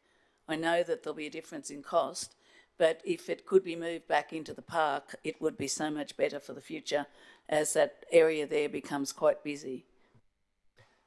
Yeah, yes, I agree with the sentiment, Councillor Taylor, and we are exploring those options and trying to understand the cost implications of that too. Thank you very much, and I think maybe, can I suggest through you, Mr Mayor, that we put out some sort of a community release into the little on our selection paper out there, saying that we're looking at the options and exploring costs or something to that effect, just so that they know that we've got it in hand. Thank you very much. Thank you. Any other questions or comments, councillors, in regard to Environment Services? Nothing. If there isn't, the motion is there before you that the Environment Community Services Group report be received. Moved by Councillor James, seconded by Councillor Tim. Those in favour? Motion is carried unanimously. Thank you, Nick. Appreciate that. Councillors, we're up to now item 16.5, Finance and Business Strategy Group. And welcome to Acting GM, Kylie Dalrain, and Financial Services Manager, Andrew Wagner. Welcome, Kylie. Good afternoon, councillors. I table the report for you and take any questions. We'll do our best. Thank you, Kylie. Councillors, are there any questions in regard to the Finance and Business Strategy Group report? Councillor Melissa. Thank you, Chair. Kylie, Andrew, thank you. May have to take these on notice. I know I do have a couple of questions, if I may, please. Just when it comes to leave balances for the organisation, I understand that there was some testing or some inquiry done on the annual leave, long service leave, banked leave and negative leave balances for the organisation, and that the balances were exceeding the amounts prescribed by the leave procedure and relevant staff certified agreements for office and field staff. So I'm just wondering, you know, where we're at with that, because for me, it's not just about the balances and the bottom line, it's also an LH&S issue for ensuring that our staff are taking leave and, you know, for their physical and mental well-being. So just wondering where we're at with that, please. Councillor Melissa, I'm not sure what you mean by an inquiry, but in terms of, sorry. Well, at the Audit Committee on the 6th of September, there was a report tabled, and it said that they had testing was done on the population of the organisation. Okay. I'm probably not familiar with that report, but in terms of managing leave balances generally, that's the remit of every general manager and manager, to make sure that they're checking the leave balances of their staff against the policy and the threshold and other workplace health and safety mechanisms. So we do report on leave balances through to ELT. There was nothing recently that raised attention in that regard, but we do report on it regularly. Okay, thanks. That was a report tabled on the 6th of September at the Audit Committee, so just taking that as one of the latest reports. So we'll go back and have a look at that one. Great, thank you. And another, if I may, please. Also, with the same report tabled at the Audit Committee, so again, you may need to take this on notice, but I note that field-based staff don't have access to council payroll systems. Might just interrupt if I can, just to be sure that the audit committees aren't a published report. Okay. So they are an audit committee for council, so you need to be very careful what we're referencing in the audit committee. That's okay. This is probably a general question from a process perspective, if I may then, Chair. Sure. Appreciate that, thank you. I wonder what or if you can explain or give some commentary around, a lot of the payroll is done by paper-based timesheets, which to me, does have some risk around that when it comes to field staff, etc. So how do we manage that risk as an organisation when it comes to timesheets, etc.? Through you, Chair, if I may. So that's correct. So the majority of our timesheets are manual-based timesheets for the field-based staff. That being said, there is an ICT project that is actually commencing this year to look at how does council transition away from that. There is a imposition organisationally, whether it be on payroll team within financial services or the supervisors and the officers themselves based out in the field to undertake the manual timesheets, but part of the ICT project will capture all that and is about to commence sometime this financial year. That's great, thank you, because having paper-based can be such a risk. So thank you. Thank you, Chair. Thanks, Councillor Melissa. Any other questions, councillors? Councillor Rebecca. Thanks, Mayor, through you. Hello, Kylie. Hello, Andrew. Thank you for the report. What page are we on? Under the section under people, culture and engagement. Kylie, my question is in regard to the Net Promoter Score and also the exit interviews. So we've got 16 exits for the month and 7 exit interviews were offered. 7 exit interviews were conducted. So before I move on to the Net Promoter, I read that and I see, well, the good news is that of those who were offered an exit interview, all took up that offer to do the exit interview. The bad news is that 9 of the 16 seemingly weren't offered an exit interview. So the first question is, why was that, please? I think the language might be a little bit misleading. There's a couple of things to the exit interview process, and we often say it's an exit interview, but we also have an exit form. So a number of people complete a form rather than go through to the interview stage. But PCE have committed to trying to contact every single staff member in terms of exits. With that in mind, we are going to send the process for an external review through a local HR consultancy and get them to have a look at our process just to make sure that that's sound. But PCE have been trying to contact, and I think I referenced that a couple of months ago when we talked about it. PCE have maintained that process of trying to contact people and encouraging them to either submit the paper-based form, which they're quite welcome to do if they don't want a face-to-face interview, or to go through face-to-face. I think observations would also be that sometimes I've heard that staff are doing exit interviews outside of PCE and we may not be collecting that data. So there's a bit of an education, communication awareness campaign around exits and how we'd like them to be managed so that we can collect that data. Okay, thanks for that. So am I correct in hearing what you've said there, that the gap between the number of people who left the organisation and the number of exit interviews that were offered is put down to an inability to contact those employees, and also that the different portfolios across the organisation are conducting that but not feeding that back to PCE? Those two, and also that staff may be submitting a paper-based exit interview form. So we actually provide a number of channels for staff to undertake an exit process currently, and that's what we'll have reviewed. Thanks. And any idea on the timeline of that review?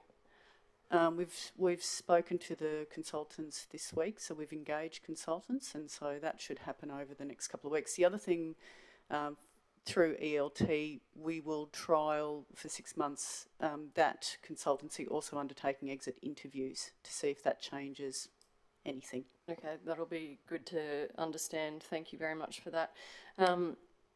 So then, on the Net Promoter Score, we had the last financial year result of -0.4, and then a result of -0.14 for a financial year to date of 0.02. So we are still sitting in that detractor category of when people are asked the question, how likely are you to recommend council as an employer to others?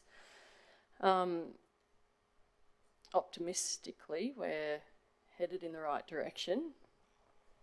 But my question is, on both counts for the exit interviews and the Net Promoter Score, within PCE, what targets have you set for both of those? What would you like, what's the aspiration to achieve? That's a good question. I think aspirationally, we'd love to see that we have more promoters than we do detractors. That's, in terms of a number target, I'm not sure we've set something, but that's definitely where we'd like to see people exiting the organisation, having a good experience at council and leaving council with regret is probably the way I'd see that.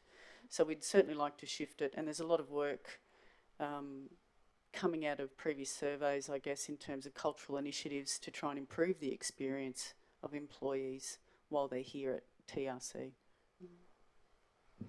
And sorry, just the exit interviews. What's the target that you'd like to achieve? In terms of people undertaking exit interviews, I'd like to think that people would be willing to talk to us and provide that feedback.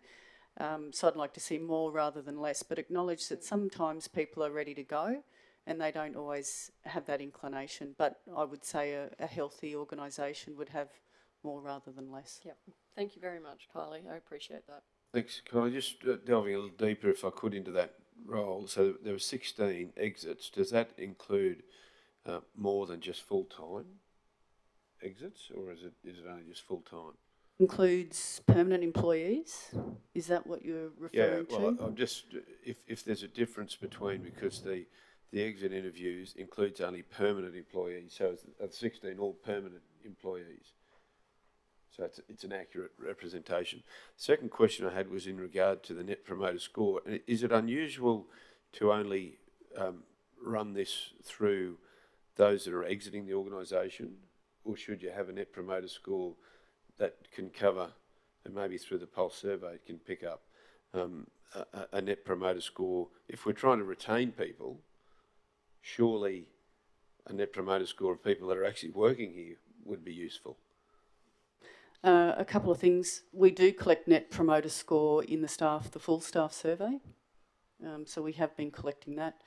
And in terms of retention, as a retention exercise, we've currently gone out to the organisation with a retention survey just to try and understand. So we've got exits, and we have an understanding why people may be exiting the organisation, but the retention survey that we're running at the moment is really about understanding the experience at work and what it might be that staff are looking at right now before they exit in terms of retention strategy. So we're doing that piece of work right now. A lot of work being done in that space. Any other questions, councillors, for Finance and Business? Councillor Nancy. Thank you, Chair. And I'd just like to add on from that too, retention or even getting people here isn't always just about money, it's about being happy in the workplace, and I think that's the important thing that we've got to deliver, is that it's an environment where people want to come and work, and that's all about culture, it's not about dollars. So I think that's a really important one. Just on the that very first table in the report, Kylie, if I could, the customer communication engagement table. I note it's rather a standout that the top line is 114% open, with only 140 requests, 189 completed, and 43.9% complete in response time.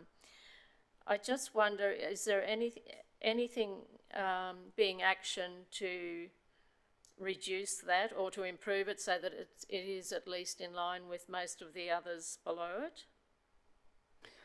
That relates to the Office of the Chief Executive Officer. My observation of those types of requests are that they can be a little bit more complex in nature and can take a little bit longer to close out. There's certainly a lot fewer of them. Customer service have been working on a responsiveness program for the last 18 months or so, working with different areas of council to try and articulate back to the customer what the expected time frame would be. So we've just started that piece of work with the Office of the CEO. So if the completed in response time is generally 5 days, but there are some complex matters that may take longer, and the responsive program looks at trying to understand what those expectations might be so that we can pass that on to the customer so they know what sort of time frame to expect. Okay, thank you. And of course it's understanding that people on the other end are hanging, waiting on a decision, so people are in limbo. I did wonder, as part of that response time of 5 working days, do we actually send a letter of acknowledgement saying we have received your request and we are looking at it, or some form of acknowledgement, or is it just a void? I don't think it's a void. Anything that comes through the pathway system, through the customer service channels, regardless of what that might be, would be an initial acknowledgement through the customer service area. When we work through the responsiveness program, if we know a particular inquiry working with the functional area is going to take 10 days, that allows the customer service officer, while they're managing that inquiry at the front end, to provide that expectation to the customer, which then allows the functional area to get on and do the work and provide the outcome by that time frame. So that's what we're trying to achieve, the responsiveness. Otherwise, there is an expectation across the organisation that functional areas will keep customers up to date with what's happening. Okay, so just to help me understand the table better, I might have misunderstood it. These stats are based on inquiries that have come through customer service, not gone directly to... They've been channelled through customer service to those departments. Is that what that report is reflecting, the data? I would say predominantly, yes. A lot of those, their pathway, it's based on the pathway system, so a lot of those will start with customer service and will progress their way across the organisation to the relevant area. There may be some exceptions to that, but predominantly would be through customer service. Thank you. Thank you, councillors. Any other questions or queries or comments? If not, councillors, there's a motion before us, which is that the Finance and Business Strategy Group report be received. Moved by Councillor Shine, seconded by Councillor Farquhar. Those in favour? That motion's carried unanimously. Thank you, Kylie. Thank you very much, Andrew. Councillors, we move to item number 17, which is the meeting concluded. And I thank you all very much for your attentiveness and the way in which the spirit we've conducted the meeting today.